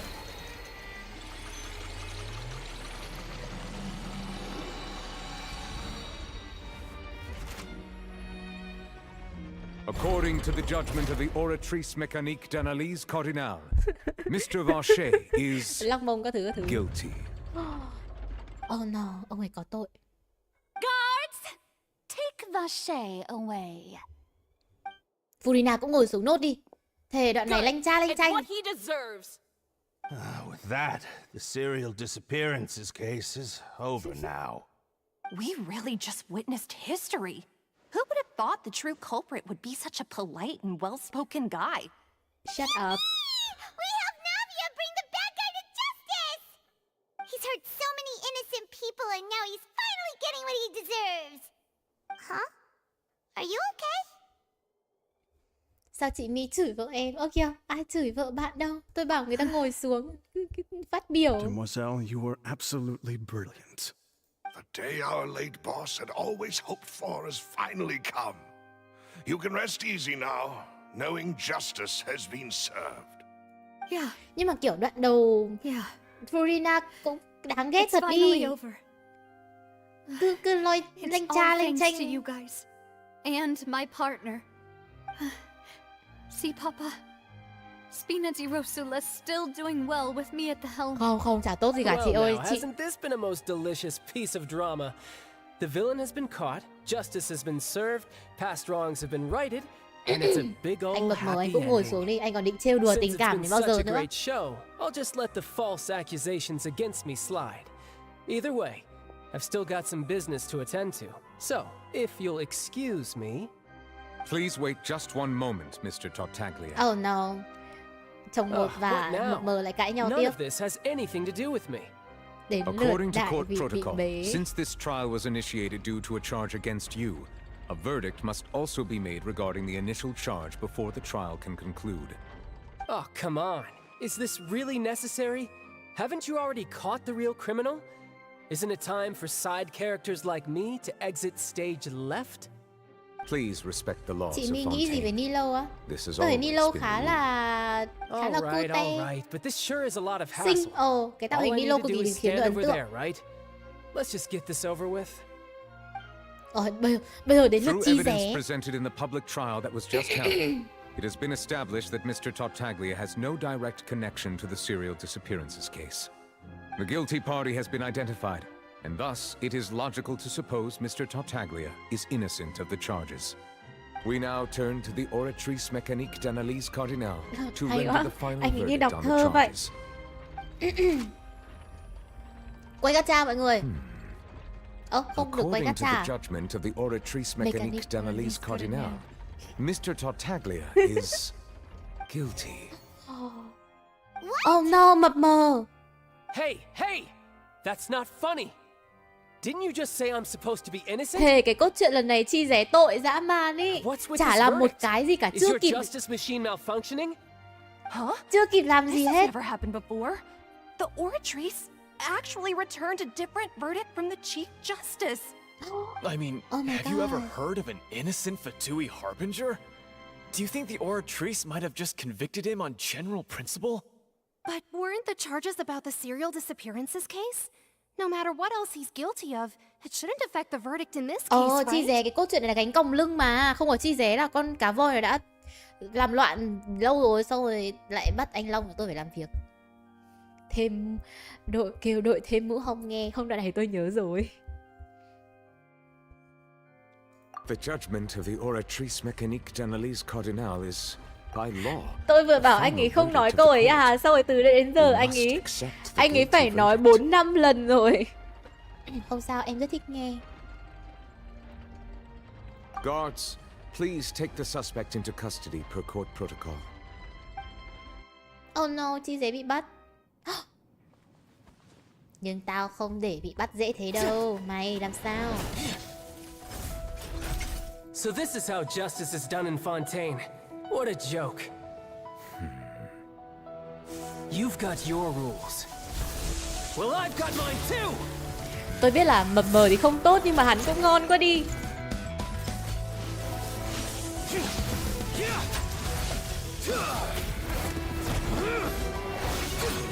Thành ghen rồi.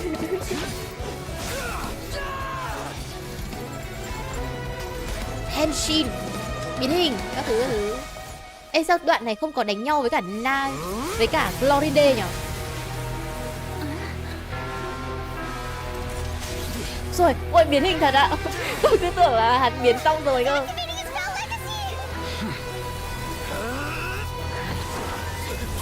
Mày mập mờ cũng chỉ là mập mờ thôi. Làm sao mà chiếm được vị trí trong trái tim của Mi như là mấy anh chồng nữa. I am sorry. If you have been wronged, we will find the truth. Anh Long đúng kiểu Rules of the court mày chỉ xứng đáng nằm dưới bốt của tao thôi, dưới gót giày của tao thôi. Một đá mà.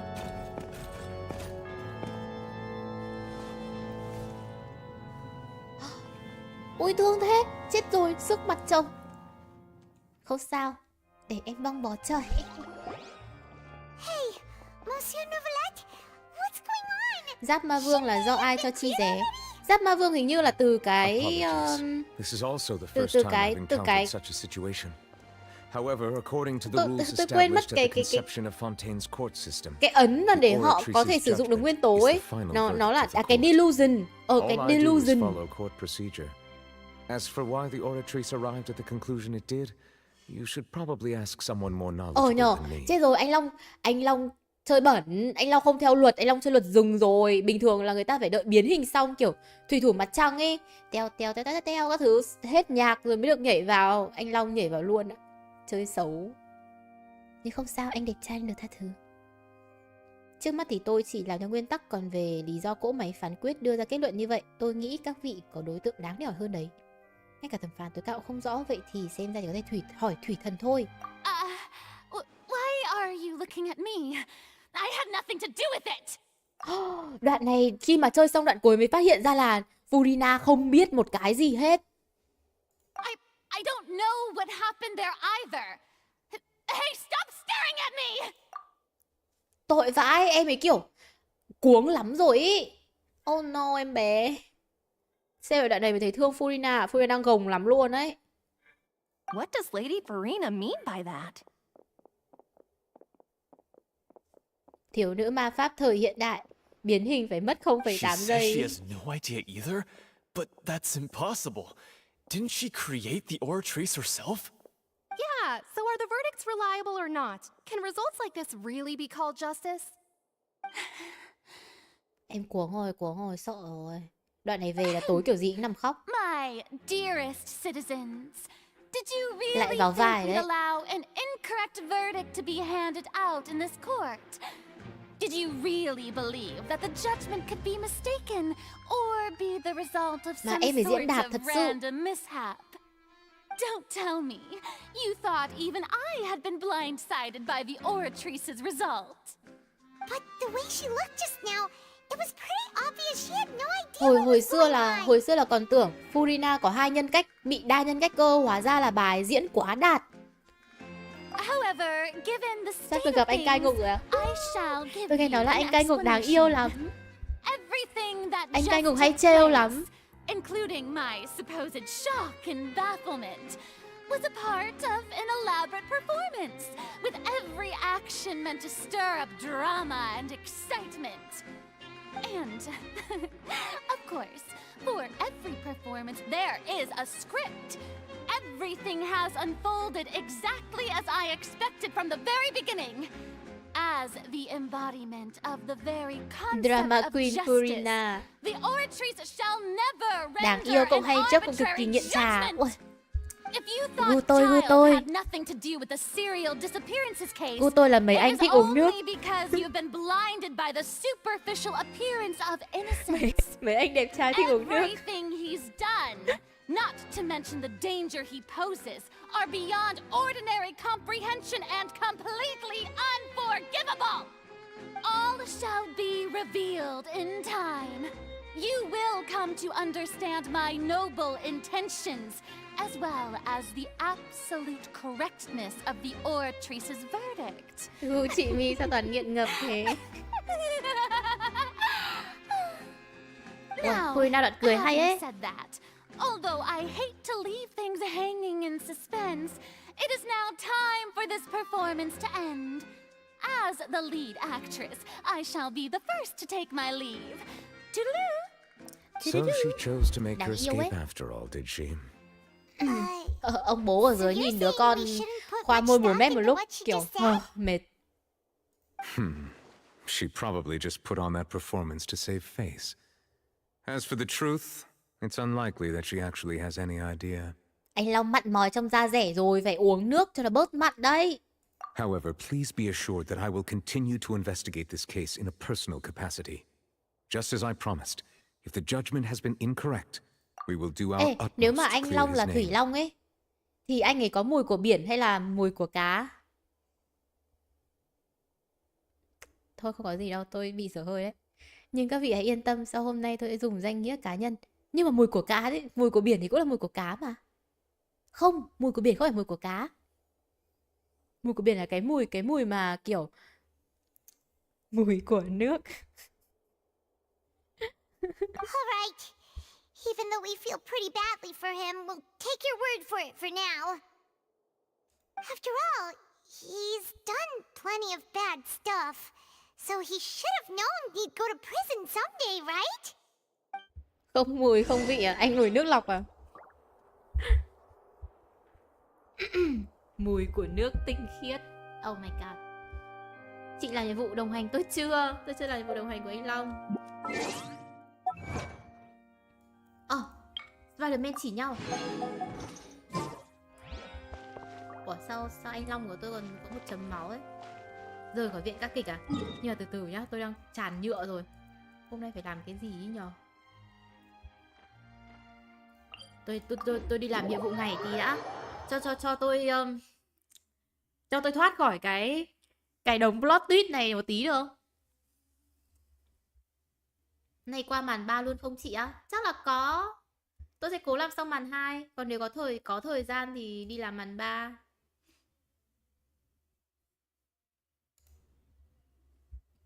Qua sa mạc ám sát anh Long. Anh Long hơi khổ tí. Tại dạo này tôi hay lôi qua sa mạc để còn farm đồ cho chồng 2. Chồng 1 chứ nhầm, chồng 1. Còn vlog chị My ơi à, chúng ta vẫn chưa dừng lại ở đây à? Chi Dé bị bắt vẫn chưa đủ à? Phải làm màn 3 để gặp anh Husky chứ. Người ta là Cerberus, không phải là Husky. Đừng skip plot. Tôi không skip, tôi đi làm nốt đấy. Tại vì tôi thấy nó bị tràn nhựa, tôi khó chịu ấy. Đi làm nốt đấy nhá. Oh shit, nó ở trên cao. Cái này tên lên từ đâu gần hơn à? Chúng ta lại mất nửa năm nữa để nó lót. Chờ em hỏi chị có mấy đời chồng vậy à? Để tôi kể nhá.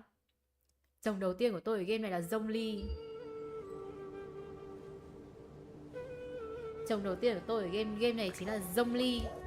Sau một thời gian,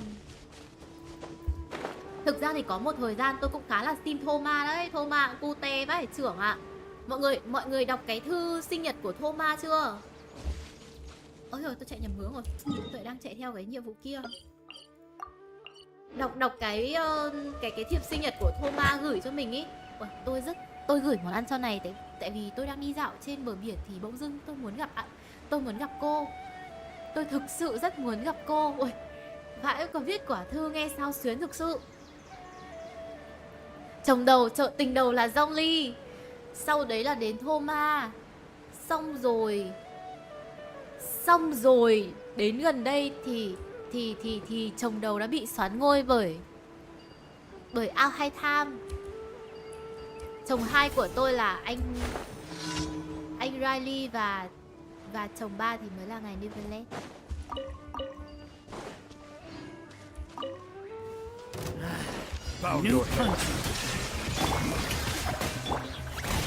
Mấy con này tiếc là nó không rơi ra cái mảnh che mắt mà tôi cần. Chào. Có muốn uống nước không? Uống nước đi. Một ngày phải uống đủ 2 lít nước đi chưa? Uống nước thì da mới đẹp. Uống đi, mở mồm ra. Ok.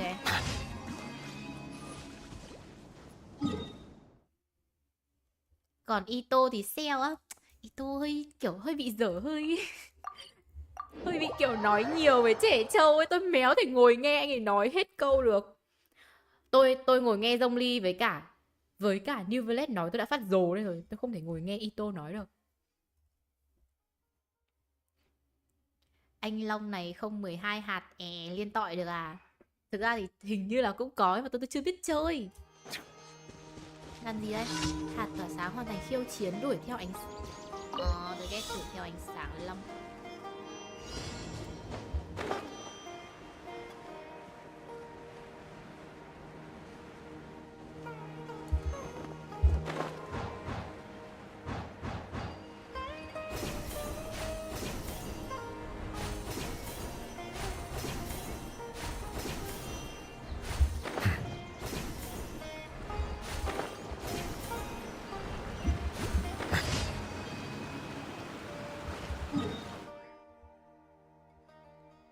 Anh xeo lùn mà chả ai thương vậy.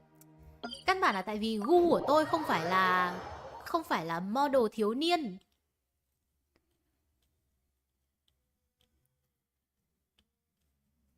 Tóm tắt chị Mi Dong Ly tình đầu Thoma là người yêu thứ hai, chi dế mập I see the mờ. value in my own work, but I nhưng mà also ấy, see the meaning in all the endeavors of đây the rồi, people of Fontaine. I tiện believe I will quá. continue Tao to đang take đi tìm pride chúng in mày. fulfilling my Đưa duty. đồ đây, chồng tao đang cần.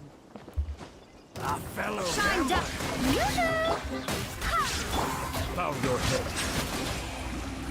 Oh shit. Ủa? Nó không trúng nó không tích được cục. Where do you think you are? Mày đồ của mày đây. Đúng rồi, tao chính là cướp. Cướp của cướp thì không phải là người xấu đúng không mọi người? À không, thực ra thì Emirates đâu phải là cướp đâu. Is it what you wish to find? Hopefully the excitement of opening a treasure chest has at least made it a worthwhile experience. Thế thì đi lúc thì sao hả chị? Tôi không thích bách tên. Gu chị Vi là cao to và nghiện được thứ gì đó. Ơ chi dé nghiện giết người.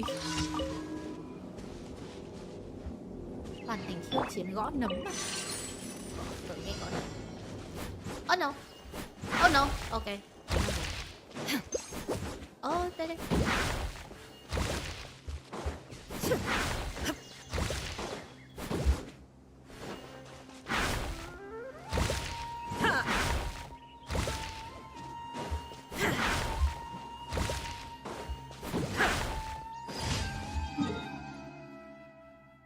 Chi dé nghiện đánh nhau nha. Tôi không thích đi lúc tại vì cái mặt của đi lúc nó bị nữ tính quá ấy. Đây này, mặt của mặt của đi lúc kiểu bị nhìn như con gái ấy, mặt Thoma trông cute này cơ mà. Trông cưng trông muốn nựng này. Ôi, lại nhớ rồi, sim Thoma phải roll Thoma bằng được. Xong rồi bây giờ anh ấy ở trong xó. Nhưng mà nghe nói là team A hay thường cũng chơi được Thoma, nên là có khi là tôi lại lôi được anh bồ nhí ấy ra để dùng đấy.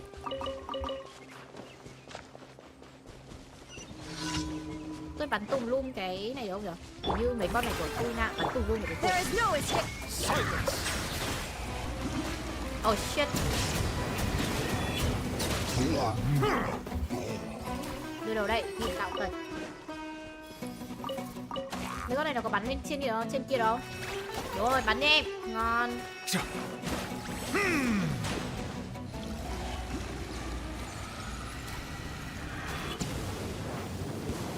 This is something that I can only say.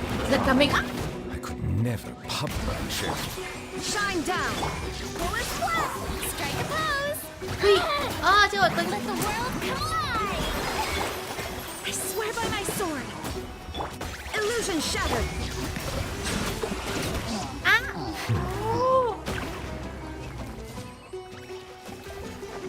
Tên khốn ấy vừa đấm chồng tôi.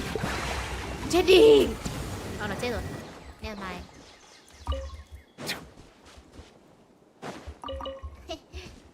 Ôi anh có sao không? Không cảnh ác. Thì như xong nhiệm vụ rồi thì phải.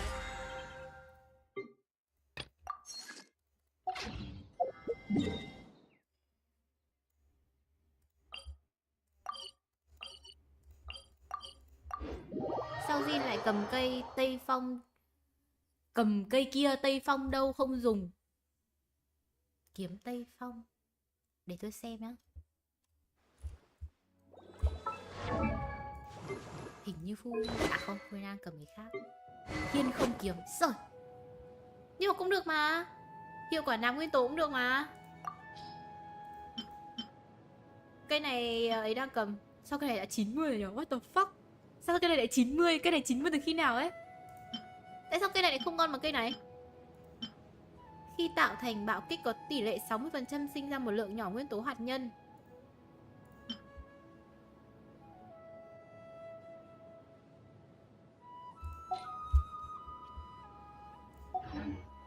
Tây Phong tạo hạt cho cả team à? Oh. Add ast. Thank you for Tôi chưa bao giờ để cho Catherine nói hết câu. Cảm thấy hơi có lỗi với Catherine nhưng mà thôi, tôi cũng không có thời gian đâu. Tôi còn phải ngồi nghe chồng tôi nói nữa. Sơ hở là uống nước.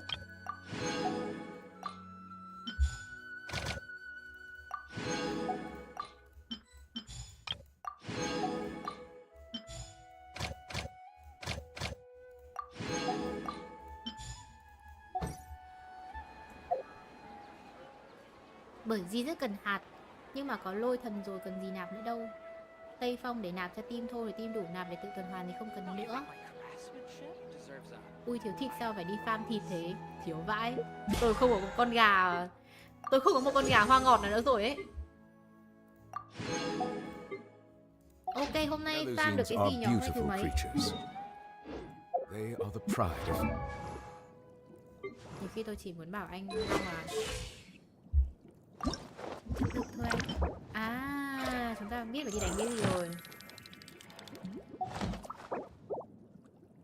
Tôi đi đánh con này mọi người đừng chê tôi gà nhá. Be sure to befriend them. Meruzin là một bảo vật của Fontaine. Nếu gặp họ thì nhớ thân thiện với họ nhé. Và đừng có làm hại họ. Dần dần tôi thuộc mẹ ơn anh nói gì.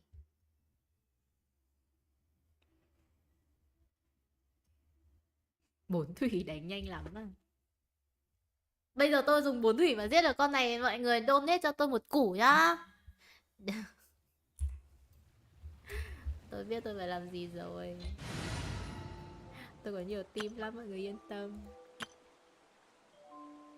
Không, rally của tôi chưa xuất trận được đâu. Ôi đây là tôi phải đổi cái này là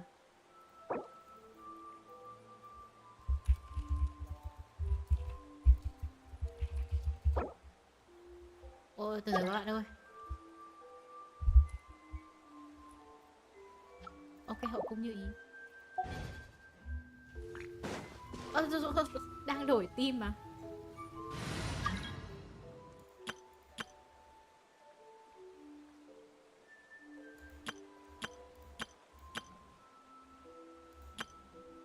Đây, nó là team này. Là team này chắc đổi sinh Q thành. I hear you've got a job for... Ơ chưa?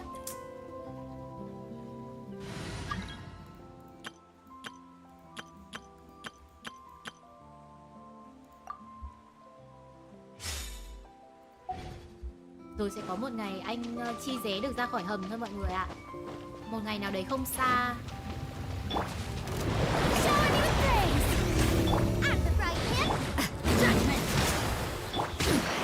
Excellent. Đừng giết tôi làm ơn.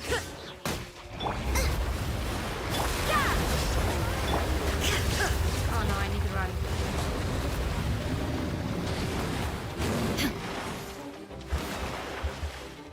Robot, get them!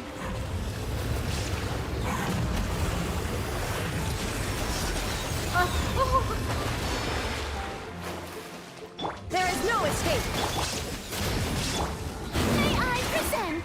I still couldn't do it. Từ từ tôi đang bị cuồng, tôi giết được nó mà, tôi giết nó. Purina của tôi level 80 rồi, tôi giết được nó, từ từ.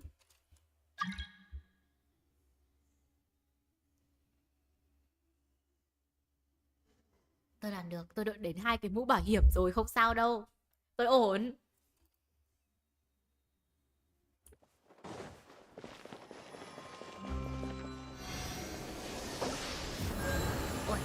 xin vào quấy. Từ từ cho tôi thử nốt lần nữa nhá. Cho tôi thử nốt lần nữa. Lấy tim thô ma đi về nát, nhưng mà tôi không có Navida. Tôi hiểu không, chưa quê đâu chị ơi. Tôi đã bảo là tôi đánh con này gà lắm rồi mà đã rào chưa.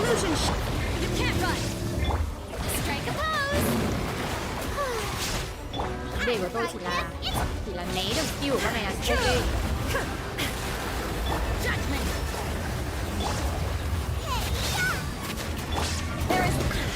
Inazuma shines eternal.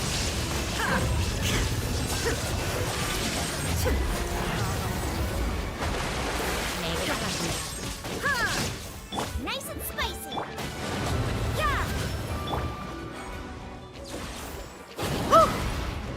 Illusion shattered. Này. Cái đồ này của chúng ta không sao.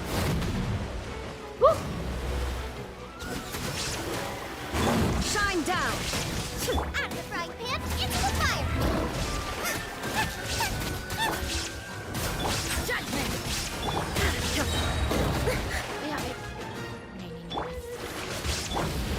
Boba, don't hit me.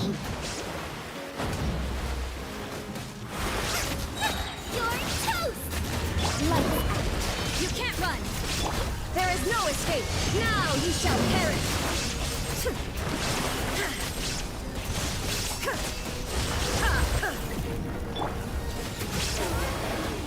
Shine down.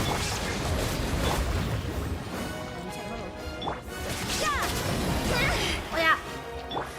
The show begins. Time to shine. There is no escape. Judgment. Out of the frying pan.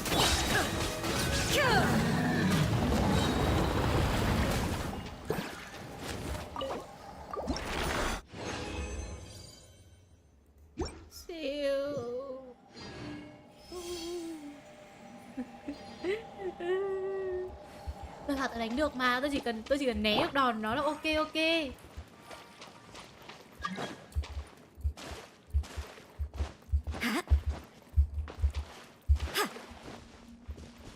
20 năm Dark Souls đã tôi luyện kỹ năng của cô ấy. Game thủ chơi Dark Souls 20 năm. Ok, sau lúc đợi nó hồi thì chắc là lại đi làm nhiệm vụ chính thôi nhỉ. Bao giờ nó thả tôi ra khỏi nhiệm vụ chính thì tôi lại đi đánh nó tiếp. Or treat mechanic coordinator. Chi dế cứ bị lạm dụng delusion về giáp ma vương, kiểu nó có hại nhưng vẫn lạm dụng ý. Không đâu, người mà có tôi quên mất cái gốc nó tên là gì rồi. Người mà có cái cục đấy. Fuck, tên là gì nhỉ? Người mà có vision ý. Người mà có vision thì không bị ảnh hưởng mấy bởi delusion đâu. Thế tôi muốn giết cái đám bồ câu trước mặt lắm rồi ý, mà tôi không biết. I don't know how. May I present? Các em ơi, kia kìa, bắn chúng nó đi, kia kìa. No, các em ơi. Ok, fine.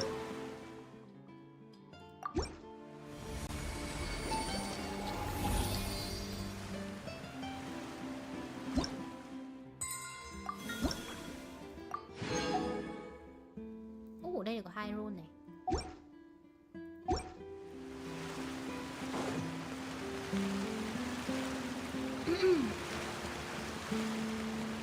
Có lẽ phụ thuộc vào chất lượng của Delu nữa. Ma vương trong 10 giây cũng thở oxy gì? Ông ấy ma vương cả cái quãng từ cái lúc ở dưới hầm ngục cho đến lúc phiên tòa của Furina là ông ấy là ma vương mà. Ông ấy gồng dữ lắm luôn ấy. Nhưng mà cũng không sao, thì bị thương thôi. Ba con pet này láo y hệt chủ nó. Nhây. Nhất là con cua này nhá. Con cua này lúc nào cũng là con lăn vào trước, xong rồi hai con này nó mới loi nhoi theo sau. Ghét cực. Trung bình người chơi chạy daily. Catherine. As I Hey, shut what are you up, doing? give me Quick, stop him! permission. Traveler! Hey, Traveler! Marcel! What are you doing over here? Xong bị sư Stop phụ ném resisting như arrest. ném ba bịch cát ạ. Cease, Tội or anh we'll mập add mờ. another charge to the list. No, wait! I just want to ask the Traveler something. I'm not looking to run away. Please, just let me ask this one small thing. Go on. Thank you. Giọng của anh Long kiểu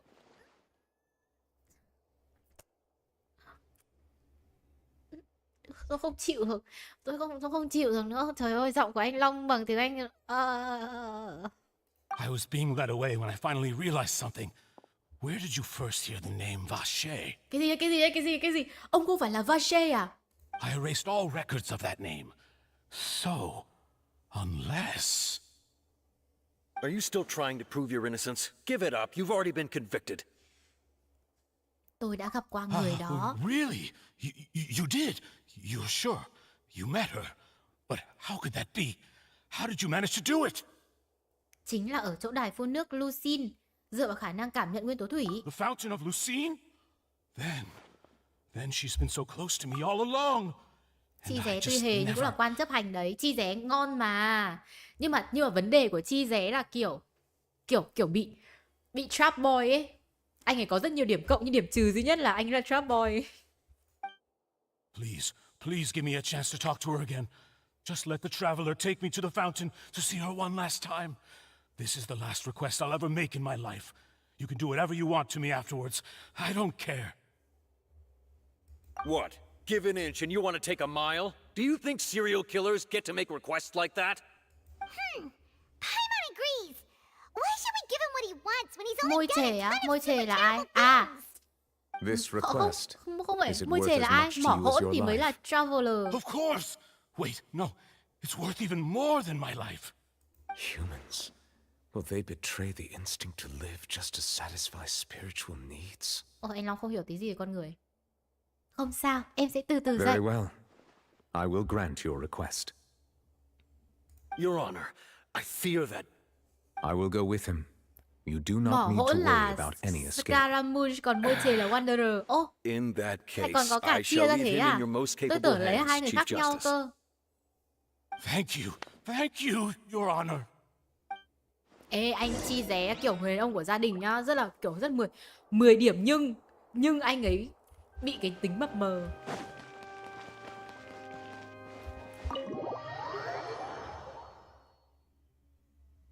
Là một mà tôi có biết đâu, lâu lắm mà tôi có chơi đâu.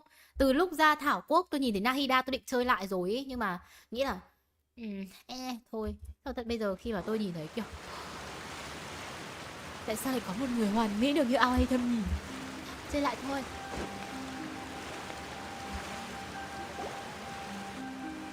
Mũ nữa này, lại mũ. Đây được rồi, tôi cài mũ bảo hiểm rồi.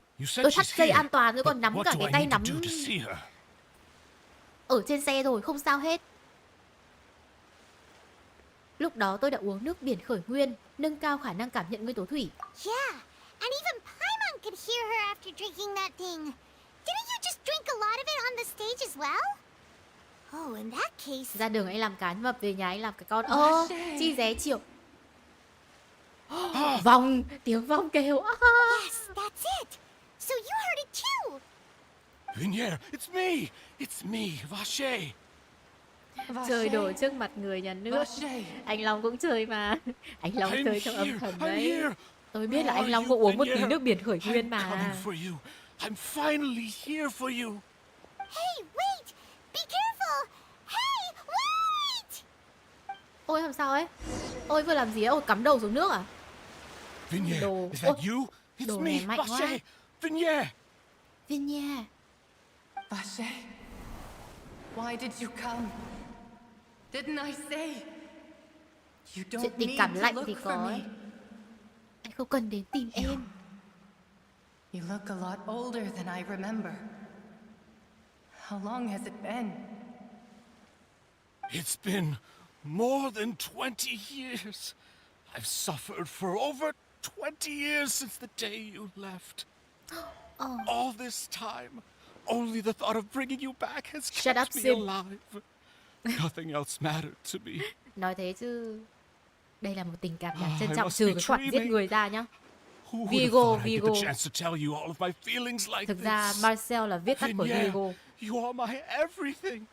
I really don't know how I could live without you. But Vache, Ê, if nhưng you mà ask me, giọng của this Vignere world would be better hay. off without you. Cái gì? Ủa? What are you saying? Em nói gì vậy? If not for you, I would have finished my law degree and probably become a top-tier attorney one day. Vignere không yêu Versailles. If not for you, I would have continued to pursue my love of the arts, and my works would have been displayed in the Palais Mermonia itself. Ôi trời. Từ, tôi chưa chuẩn bị đủ mũ.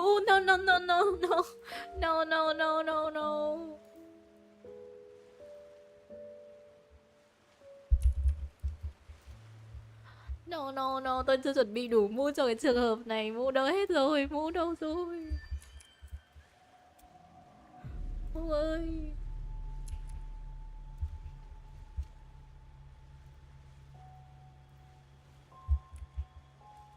À tôi méo lấy được cái mũ dạ cây thật. Mũ. Ô, tôi có mũ cao bồi này. Dùng tạm mũ cao bồi được không? Tự dưng tôi có mũ cao bồi ở trong máy à? Ý tôi còn cái mũ nữa thì phải. Tôi hay làm thumbnail là trong máy của tôi nhiều những cái PNG dở hơi dã man luôn. Cái mũ nào không đội nốt lên tôi cảm thấy đéo ổn lắm. Có gì đấy không ổn lắm.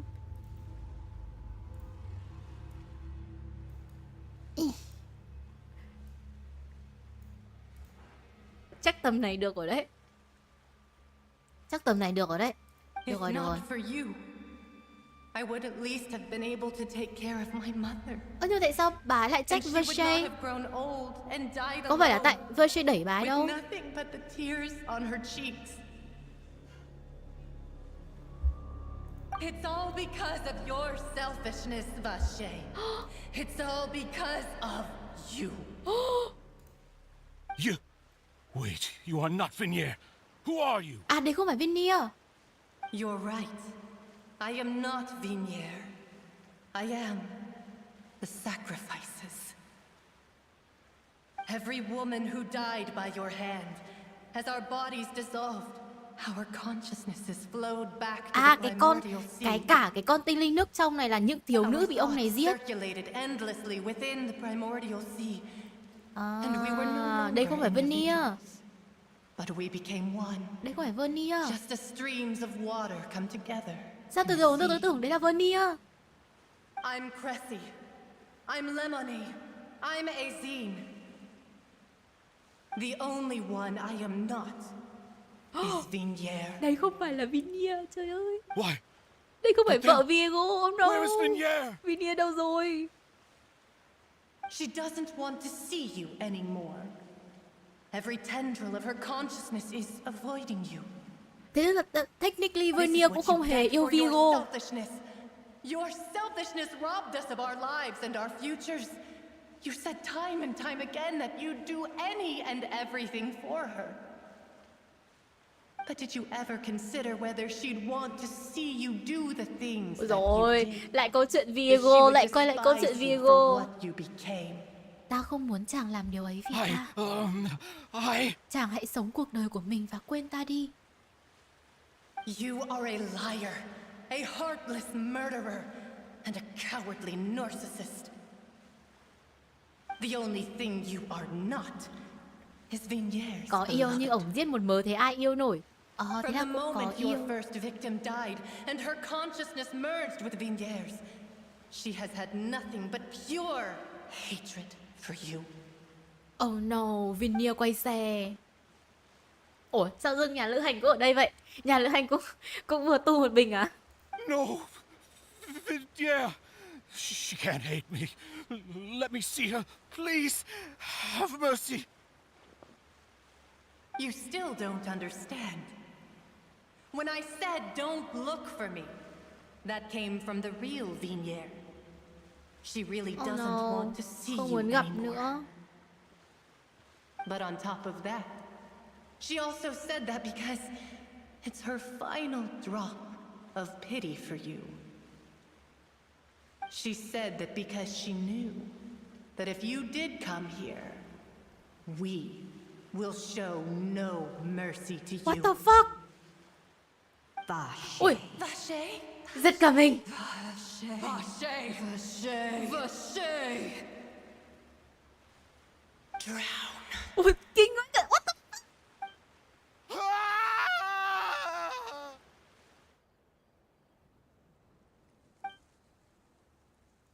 What the fuck?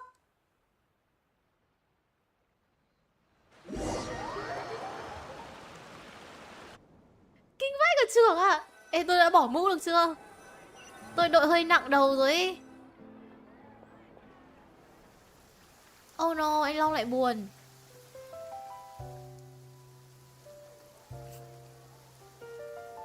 Finally, we have some time to do shopping.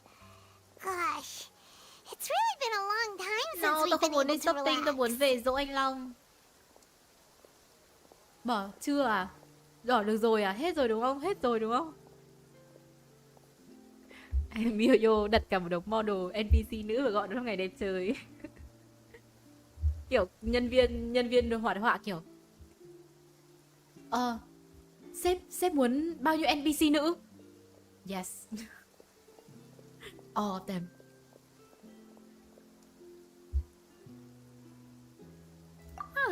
Well met, partner. I knew Người dân ở đây something kiểu great was going to happen không when sợ I mưa woke à? up in such a good mood today. Không sợ tất ướt, Even không this weather can't put a damper on the demoiselle's mood. không thấy ai đi cầm It's a ô pleasure luôn. to see you both again. Oh, hey, Navia! It's been a few days. Paimon's already started to miss you. Oh, now that I believe. I'm easy to work with and always bring home the bacon.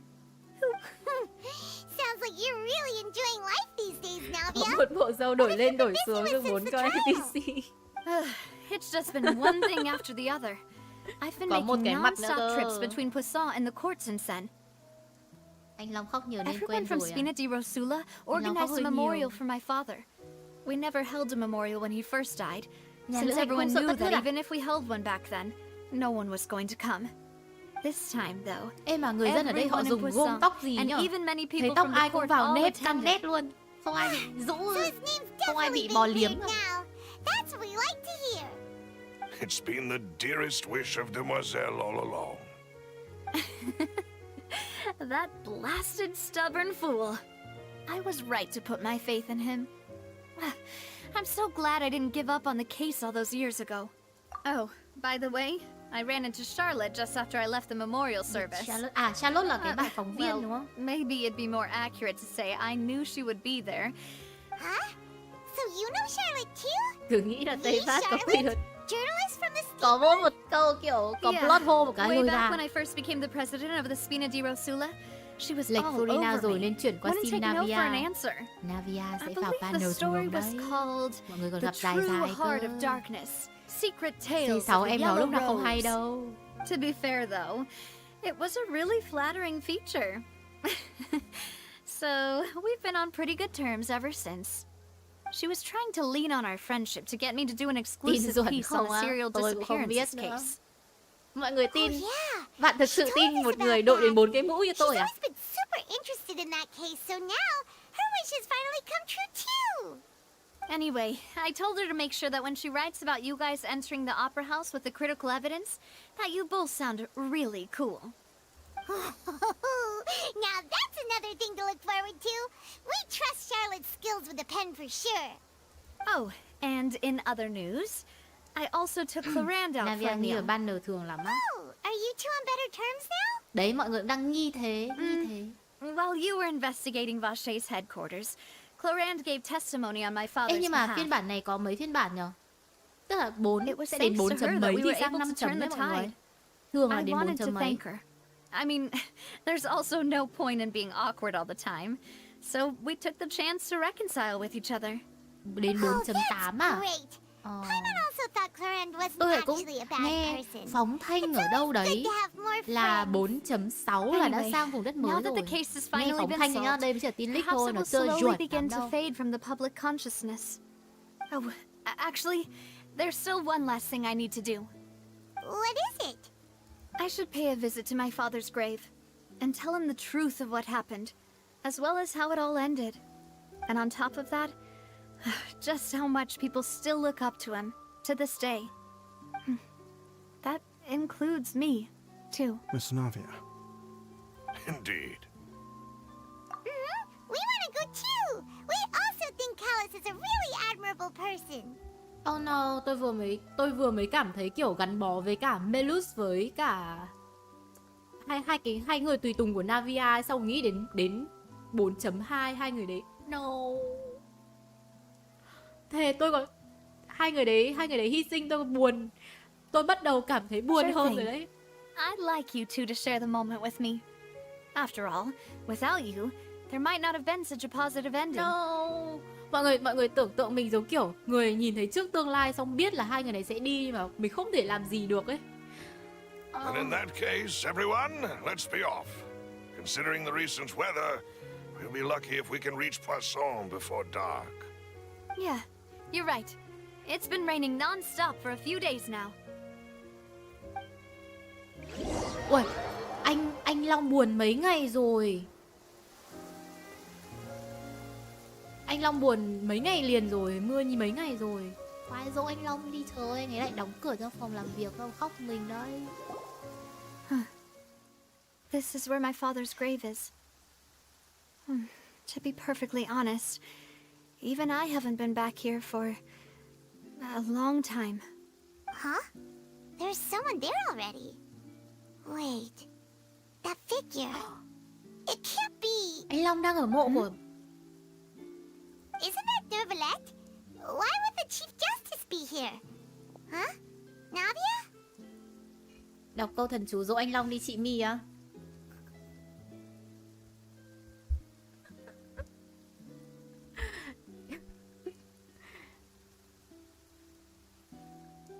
Mũ cao bồi trong vít lúa cha kìa. Tại tôi hay làm thăm nên tôi có nhiều cái thứ dở hơi đó.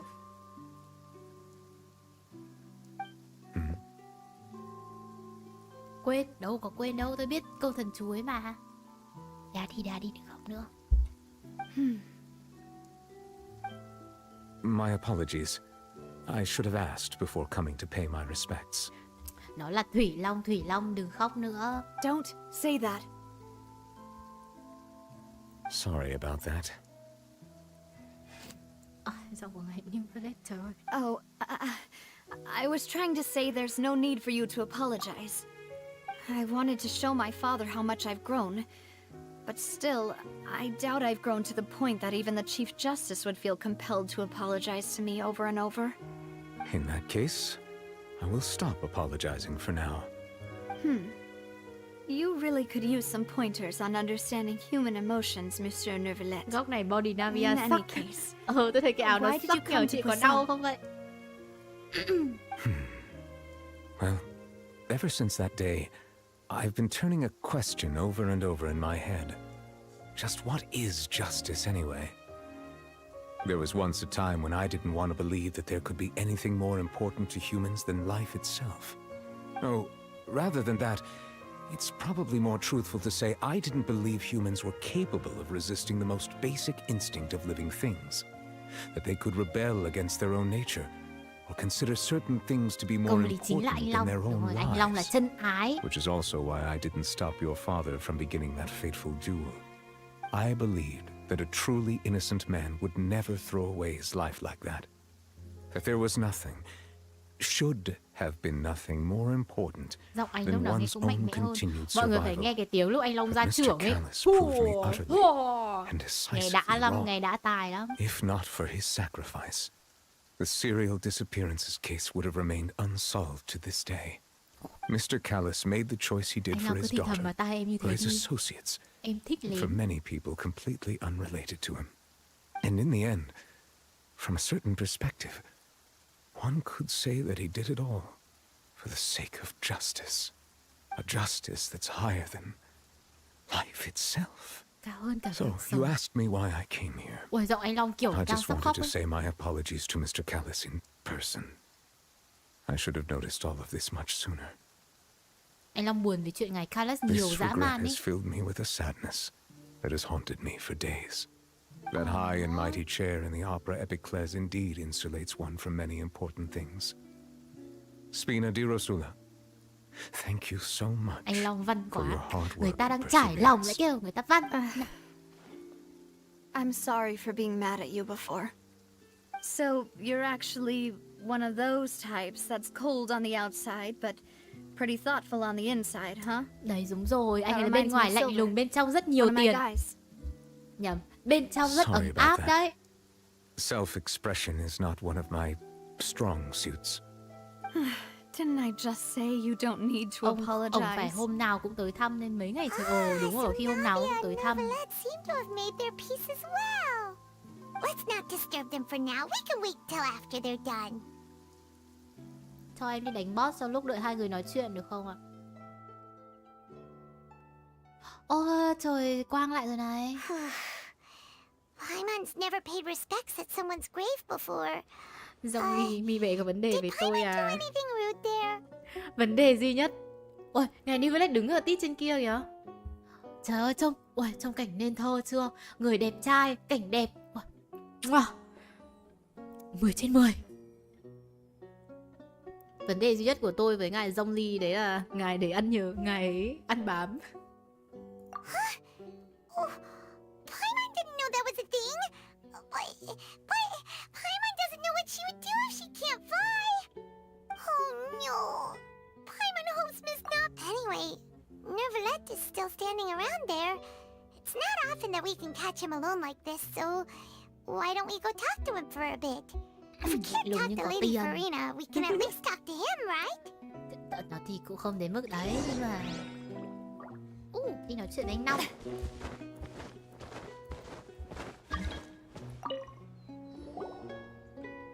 Oh, it's you two. Ui, cảnh nên Did thơ Miss vãi cả Navi trưởng invite ạ. you to come pay your respects to her Wow, father? khác gì được đi hẹn hò với anh Long đâu. We ran into Navi on the streets today, so we just followed her here. I see. Then is there something that I can help you with? Có ạ. Anh có thể làm chồng em được không? Well, it's pretty hard to run into you like this since you're usually super busy. Sắp được gặp So anh cai we ngục rồi ạ. figured we could Tôi try cố to gắng gặp ask anh you a cai few ngục lắm. questions, if that's okay. Please feel free. Though outsiders, you helped us solve one of the greatest mysteries in Fontaine, and it would be my pleasure to return the favor. Ồ, trả lời hết về chuyện nước biển khởi nguyên. So, at court, the bad guys referred to that special water as water from the primordial sea, but what is it really? Nước biển khởi nguyên là gì? Truthfully, that name is already quite accurate. I can only surmise that Vache and his ilk only learned of its nature and existence after extensive research. There used to be a special sea on the surface of this planet. Hành The tinh nature này of à? its seawater was rather different from that of the sea we know today. Most of Tevat's life forms were first born in that special sea. You could say it nurtured much of the life on this planet. So it really was where everything began. It makes sense to call it primordial then. But today, the primordial sea no longer exists on the planet's surface. What Vache discovered must have been some kind of special case, or a remnant from a truly Ta không phải là ăn ancient trộm nhỉ? age. Kiểu mình ăn trộm cái miếng bánh that's how đấy, it is. mà bánh đấy là quà của sứ giả gửi cho thủy thần ấy, là hôn lễ các thứ ấy, là đi tù ấy. Đây lại bảo là mình ăn mất. Why would people, at least people from Fontaine, dissolve in that kind of water? Indeed. Why would the primordial sea, which was known to engender and nurture life, suddenly reverse itself and devour life Vì instead? Paimon mà chúng ta gặp To được be anh frank, Riley, thế thì that phải also trao huân doesn't chương cho match my Paimon chứ. understanding of this world and its Ông laws. Long đưa tận There ai must à? still be some Thế mà cũng unknown bị phạt à? secrets around the Thế people cái of lý this do land. bị phạt dở hơi thật Is sự. there anything không, else you'd like to ask me about? Quyết định của Neuvillette không bao giờ dở hơi, nó vô cùng hợp lý. Đầy tính thuyết That the phục. sea levels will rise and everyone will be dissolved in water, leaving Farina crying alone on her throne, but the sins of the people will be finally washed away for good. Does that appropriately summarize the version you've heard? That's right!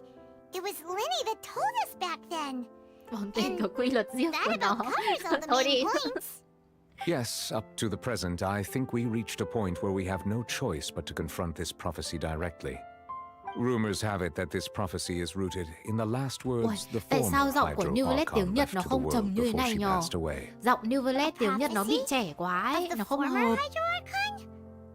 Wow. This is the first time that we've ever heard of it. Two parts of the prophecy have already proven correct. The rising sea levels and the ability of the people of Fontaine to be dissolved. We should be more vigilant and stay on the watch for further signs. Speaking of the prophecy, Farina has also always taken it quite Giọng Nhật là giọng seriously. Levi, nhưng mà giọng Indeed, Levi đâu she has been có. collecting information and thế intelligence đâu. from across Tevat for this purpose. If the rumors were true, then perhaps this prophecy is the conundrum left to Farina by her predecessor. But with Farina being the way she is, can we really trust her to solve it? Is there anything else you'd like to ask me about? Em có nhiều câu hỏi lắm anh ạ. Nhưng mà mình có thể đi ra chỗ riêng tư được không? My apologies. My investigation has still not reached its conclusion. However, I still believe the judgment of the Oratrice was not rendered arbitrarily. But you also said you thought he was innocent. For many years, I have been quite aware that the Oratrice does not simply mechanically repeat the verdict that I give on each case. As a divinely created mechanism, the people's unified faith in the concept of justice is integrated into it. Nhưng cái Not máy only đấy can it produce the đánh incredible giá tội power lỗi of của người khác kiểu indemnitium, gì?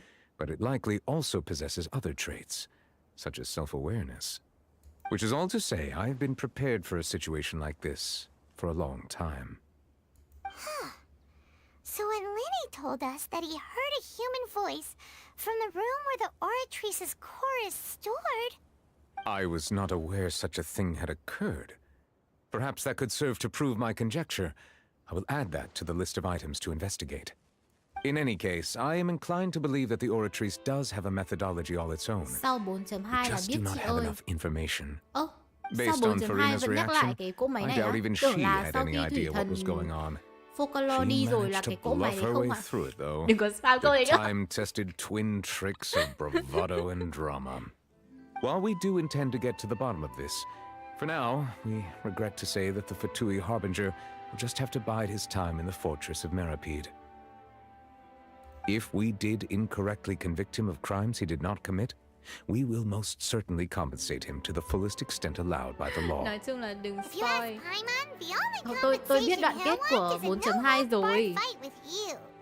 Sau Is there 4.2 là anything biết. else you'd like to Sau, ask me từ about? từ, ý bạn là sau khi tôi chơi xong hay là sang đến phiên bản 4.3, tại vì tôi biết cốt truyện của 4.2 rồi ý.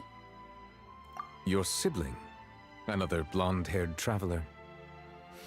I'm sorry, but I've never seen anyone who matches that Thế description. tức là nhưng đoạn giữa If he chưa ever biết. stepped foot in Fontaine, Ôi lại có đoạn giữa I'm nữa. sure he Không, followed our laws hôm to đấy the tôi letter. ngồi xem với Had anh no Đức là reason to appear on the stage cả of the đoạn opera kết của Epiclese. 4.2 mà. Cả Is cái there đoạn đấy luôn anything ấy mà tôi else ngồi you'd stream like 3 to tiếng ask me lận. about?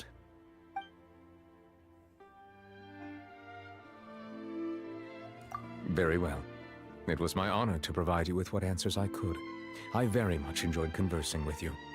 It will soon be từ từ, time em for muốn me hỏi to là anh leave có this người yêu blissful chưa? tranquility behind and return to Palais Memoria. You really are super busy, Monsieur Neuvillette.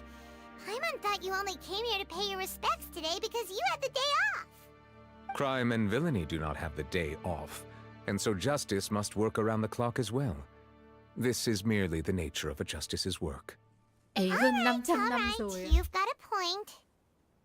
Để anh móc meo hết cả. Paimon just noticed that the rain has stopped.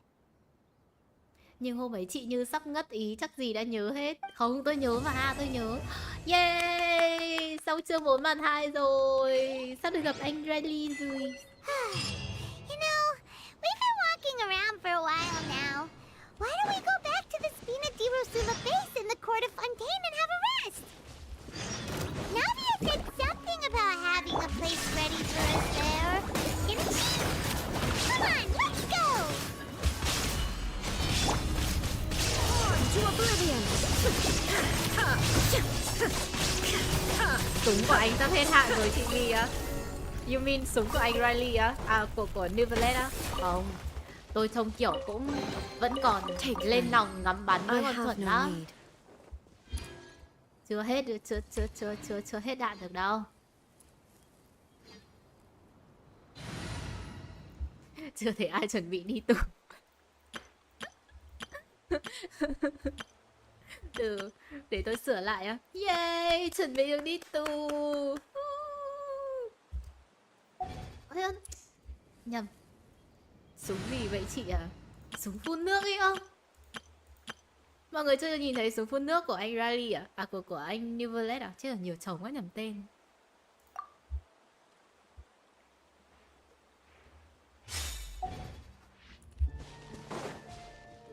À.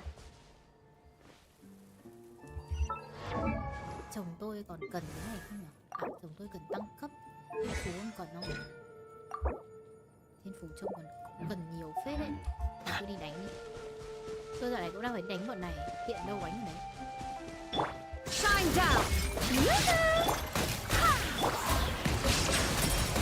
Ê, súng phun nước này. Đeo. Be sanctified.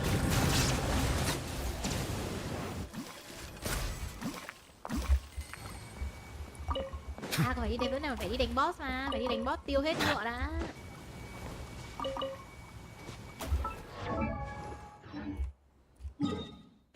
Xem đây. Tôi có kinh nghiệm rồi. Con này không là gì với tôi cả. Chưa ạ, chị miêu tả được không? Ơ, tôi vừa mới cho mọi người xem súng của anh Long đây á. Súng vừa to vừa dài á. Băng. Đấy. Quá ghê gớm. Mở camera lên xem anh Long có bao nhiêu biểu cảm á. Tôi chưa bao giờ nhìn biểu cảm của anh Long luôn. Camera là ở đâu nhỉ?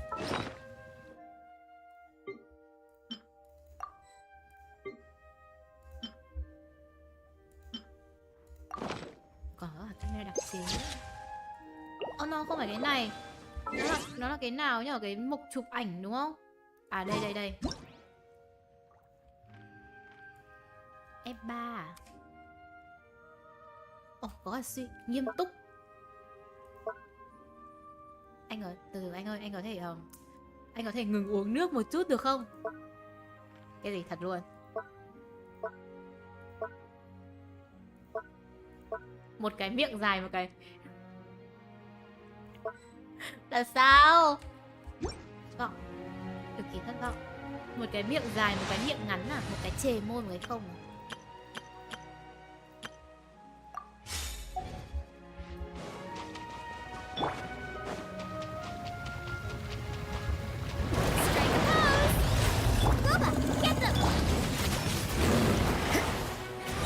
Illusion shattered. Trời ơi. Né nó phải còn chắc nghề. Judgment. Race you. At the frying pan, into the fire. You can't run. Punishment. Oh no. There is no escape. Inazuma shines eternal.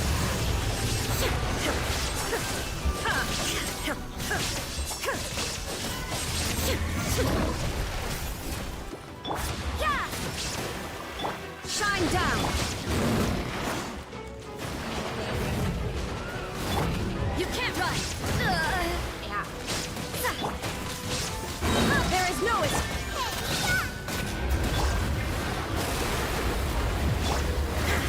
Now you shall perish.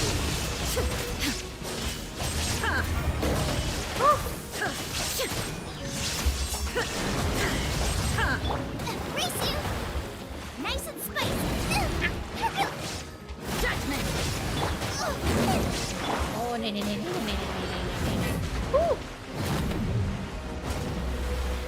Illusion shattered.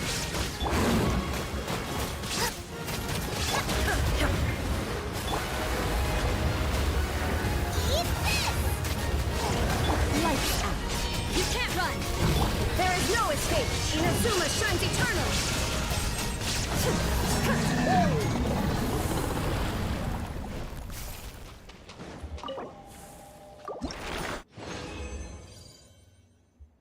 Cô tao full boob chọt 170k ổn không anh em? Ôi, khiếp. có ai lên được số đam ấy đâu. Thực ra tại vì tôi chưa build nên là. Ôi, một lần nữa thôi đột phá được Furina lên cấp 80 rồi. Furina cần lên 90 mọi người. Kiểu tôi chỉ dùng con bé để để làm support thôi ấy. Thì có cần lên 90 không?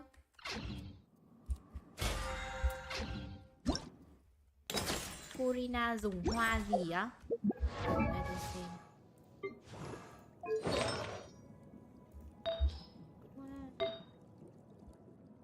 Ủa sao lại hoa gì? Nói chung là cứ hoa HP thôi. Lên chỉ lên 90 HP cao hơn But nhiều. human life is like the dew at dawn, or a bubble rising through water. Cái này em một đúng rồi. Đi đánh tí Emirates farm cho anh chồng cả của tôi đây. Cần chị rất cần. Nhưng mà kiểu tôi hết mọi thứ rồi ý. Tôi hết sạch cả đồ rồi, không biết có nên đấy không. Nguyên liệu của Furina là hoa gì á? Cái hoa lily bên hồ à, đúng không? Cái tên của hoa đấy là lily bên hồ. Còn nếu mà bạn hỏi skill thì là hoa lừa dối. Đấy, mật hoa lừa dối. Hồi xưa tôi farm cái đấy cho Rosaria, xong bây giờ nhiều kinh.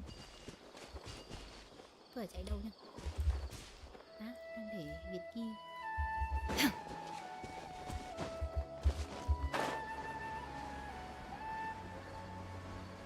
Ô, ở kia có một cái lỗ kìa. Cái lỗ chui đâu?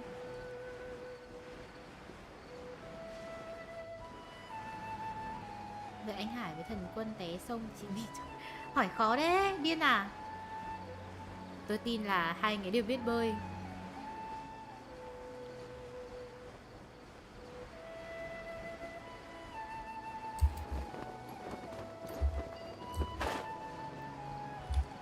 Tôi mới là người chết đuối. Hai người mới là người cần cứu. Người sẽ cứu tôi. Shine down. The show begins. Robot, get them. Thôi tin này ta. Illusion shattered. Now you shall perish.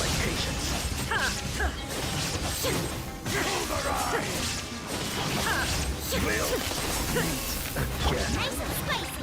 You're toast. How regretful. Để đổi tim bác. Cái này trông như cái quần què.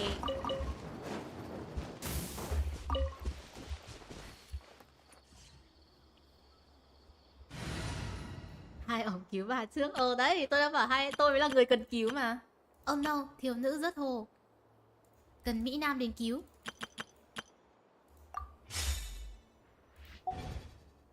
Còn đây, còn số 15% crit. No,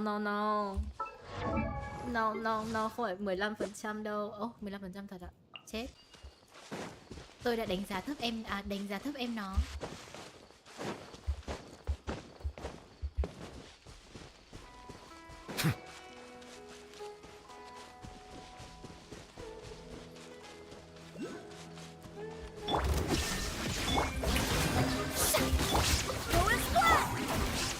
Settle down.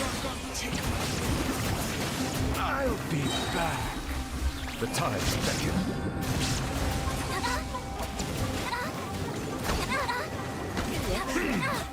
Ôi, mấy con quái của đánh cho không nhấp được người luôn mà.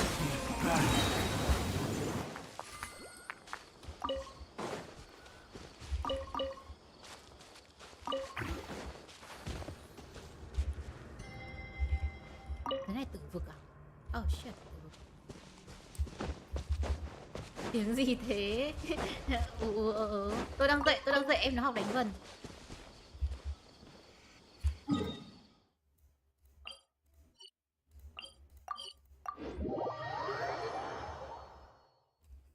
Thề làm lúc tôi nhớ ác của Mỹ nào còn rõ hơn cả Mỹ.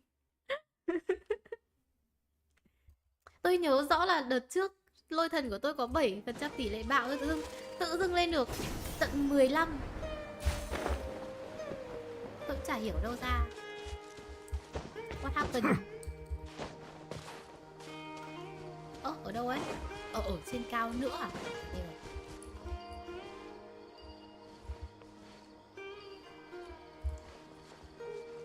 Đâu ấy? Mực thế nhở? Like a lamb to the slaughter. There is no escape. Showing you I'll be back. I'll be back. Uầy, anh Long tiếng giọng tiếng Anh ra skill nghe mạnh mẽ thực sự. Nghe mà nắng trong lòng một ít. Cao ấy, bay lên kiểu gì?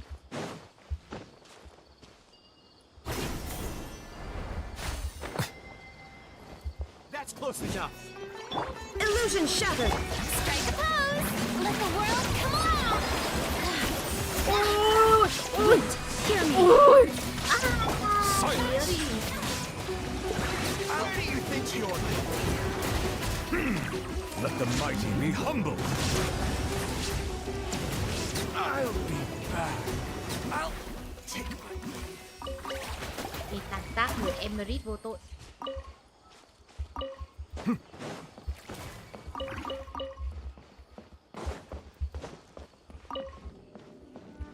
Đó là con kia ở đây đấy.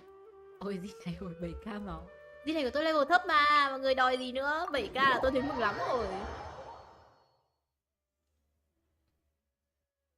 Gì này tôi chưa build một tí gì luôn ấy. Mới lên được cấp mấy? 50 à? 40. Even worse.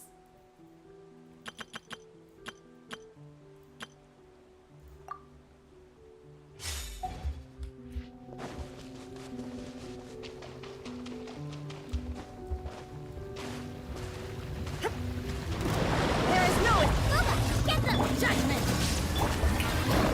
This is trouble! You can't run.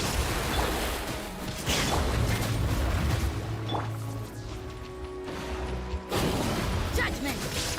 Illusion shattered. Nè. Yeah!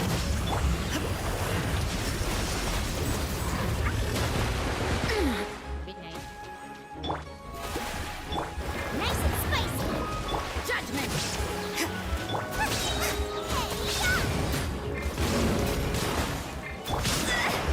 Yeah! Shiver! Shine down. Torn to oblivion.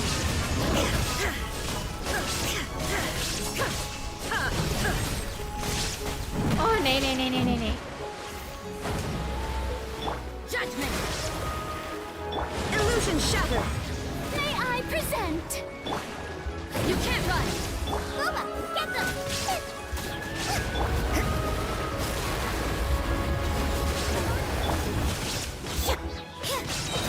Lights out. You're toast! There is no escape. Now you shall perish.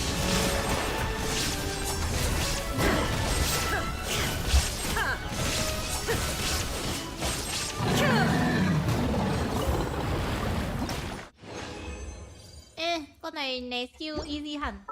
Ok, bé Furina của tôi đột phá rồi. Siêu.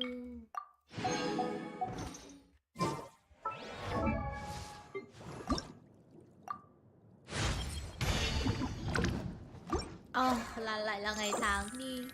Hết sạch cả sách rồi. Ồ, lên được 77 này. Này lên được 3 cấp đúng không?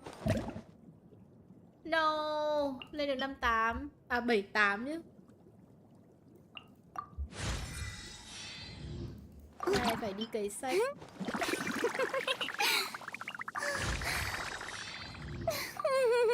Bảy tám ạ, cay không?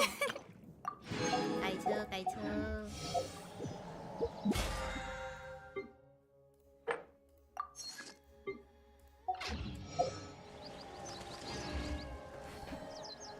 Người bình thường uống nước để sống, GameLab uống nước để thưởng thức.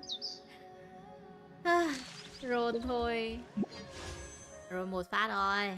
Tôi phải tích cho anh nhà, đợi anh nhà về nữa. Tím này.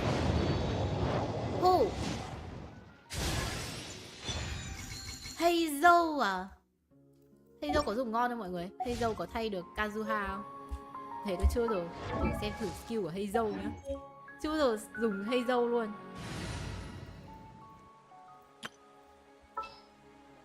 Không à? Không thay được à? Ok. Got a problem you can't solve. Ok. Ấn nhầm ấy. Hazel cho vui thôi à? Hazel à? Hazel đánh bay quái. Đấm à? Cái thằng này cầm cái gì? Nó cũng cầm pháp khí à? Phải không? Đúng, nó cũng cầm pháp khí. À, Riley nhưng trẻ con. Ok. Riley nhưng không ngờ. Riley nhưng mông không to. Thế nộ của nó làm gì?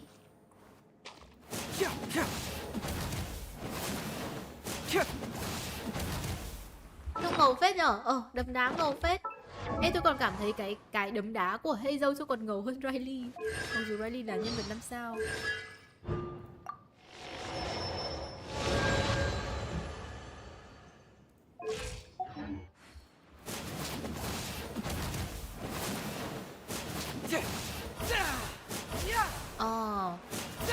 Đá vòng. Ok, trông ngầu phết. Trông cũng ngầu phết. Riley đã nghe. Thôi đi, hồi xưa lúc mà mọi người chưa sim Riley, mọi người chưa nhìn ra được cái sự đẹp trai của anh ấy. Mọi người lại chả chê ỏng chê eo là nào Riley 5 sao, nhưng mà hoạt ảnh xấu, ulti xấu, rồi ra đòn không đẹp các thứ. Eo, xong bây giờ mấy bà sim bắt đầu sim Riley để ôi anh ấy ngầu quá, anh ấy đòn của anh ấy rất là mạnh mẽ các thứ. Shut up, đồ hai mặt. Ai chê á? Ở trên Twitter với cả Reddit chê nhiều lắm. Twitter với Reddit đỏ chê nhiều cực. Husky sao bằng anh Long không? Thực ra thì tôi ưng anh Riley hơn ý. Đẹp vãi. Không, nhưng mà đây mới là chân ái cuộc đời. Bao giờ anh về đây anh ơi? Quan thư ký đương nhiệm của giáo viện Sumeru. Wow. Wait. Có mỗi Miken thôi chứ Ryo phế thiệt mà. Không, anh ấy là số 1 10 điểm. Rồi tôi cũng sẽ đợi một ngày recon lên đỉnh xã hội. Mỗi tội lười tập chân. Có khi phải kiểu kiến nghị Mihoyo làm cho chân Riley chân đấy, nhiều chồng mà cứ nhầm thôi. Kiến nghị cho chân của anh ấy to thêm tí nữa.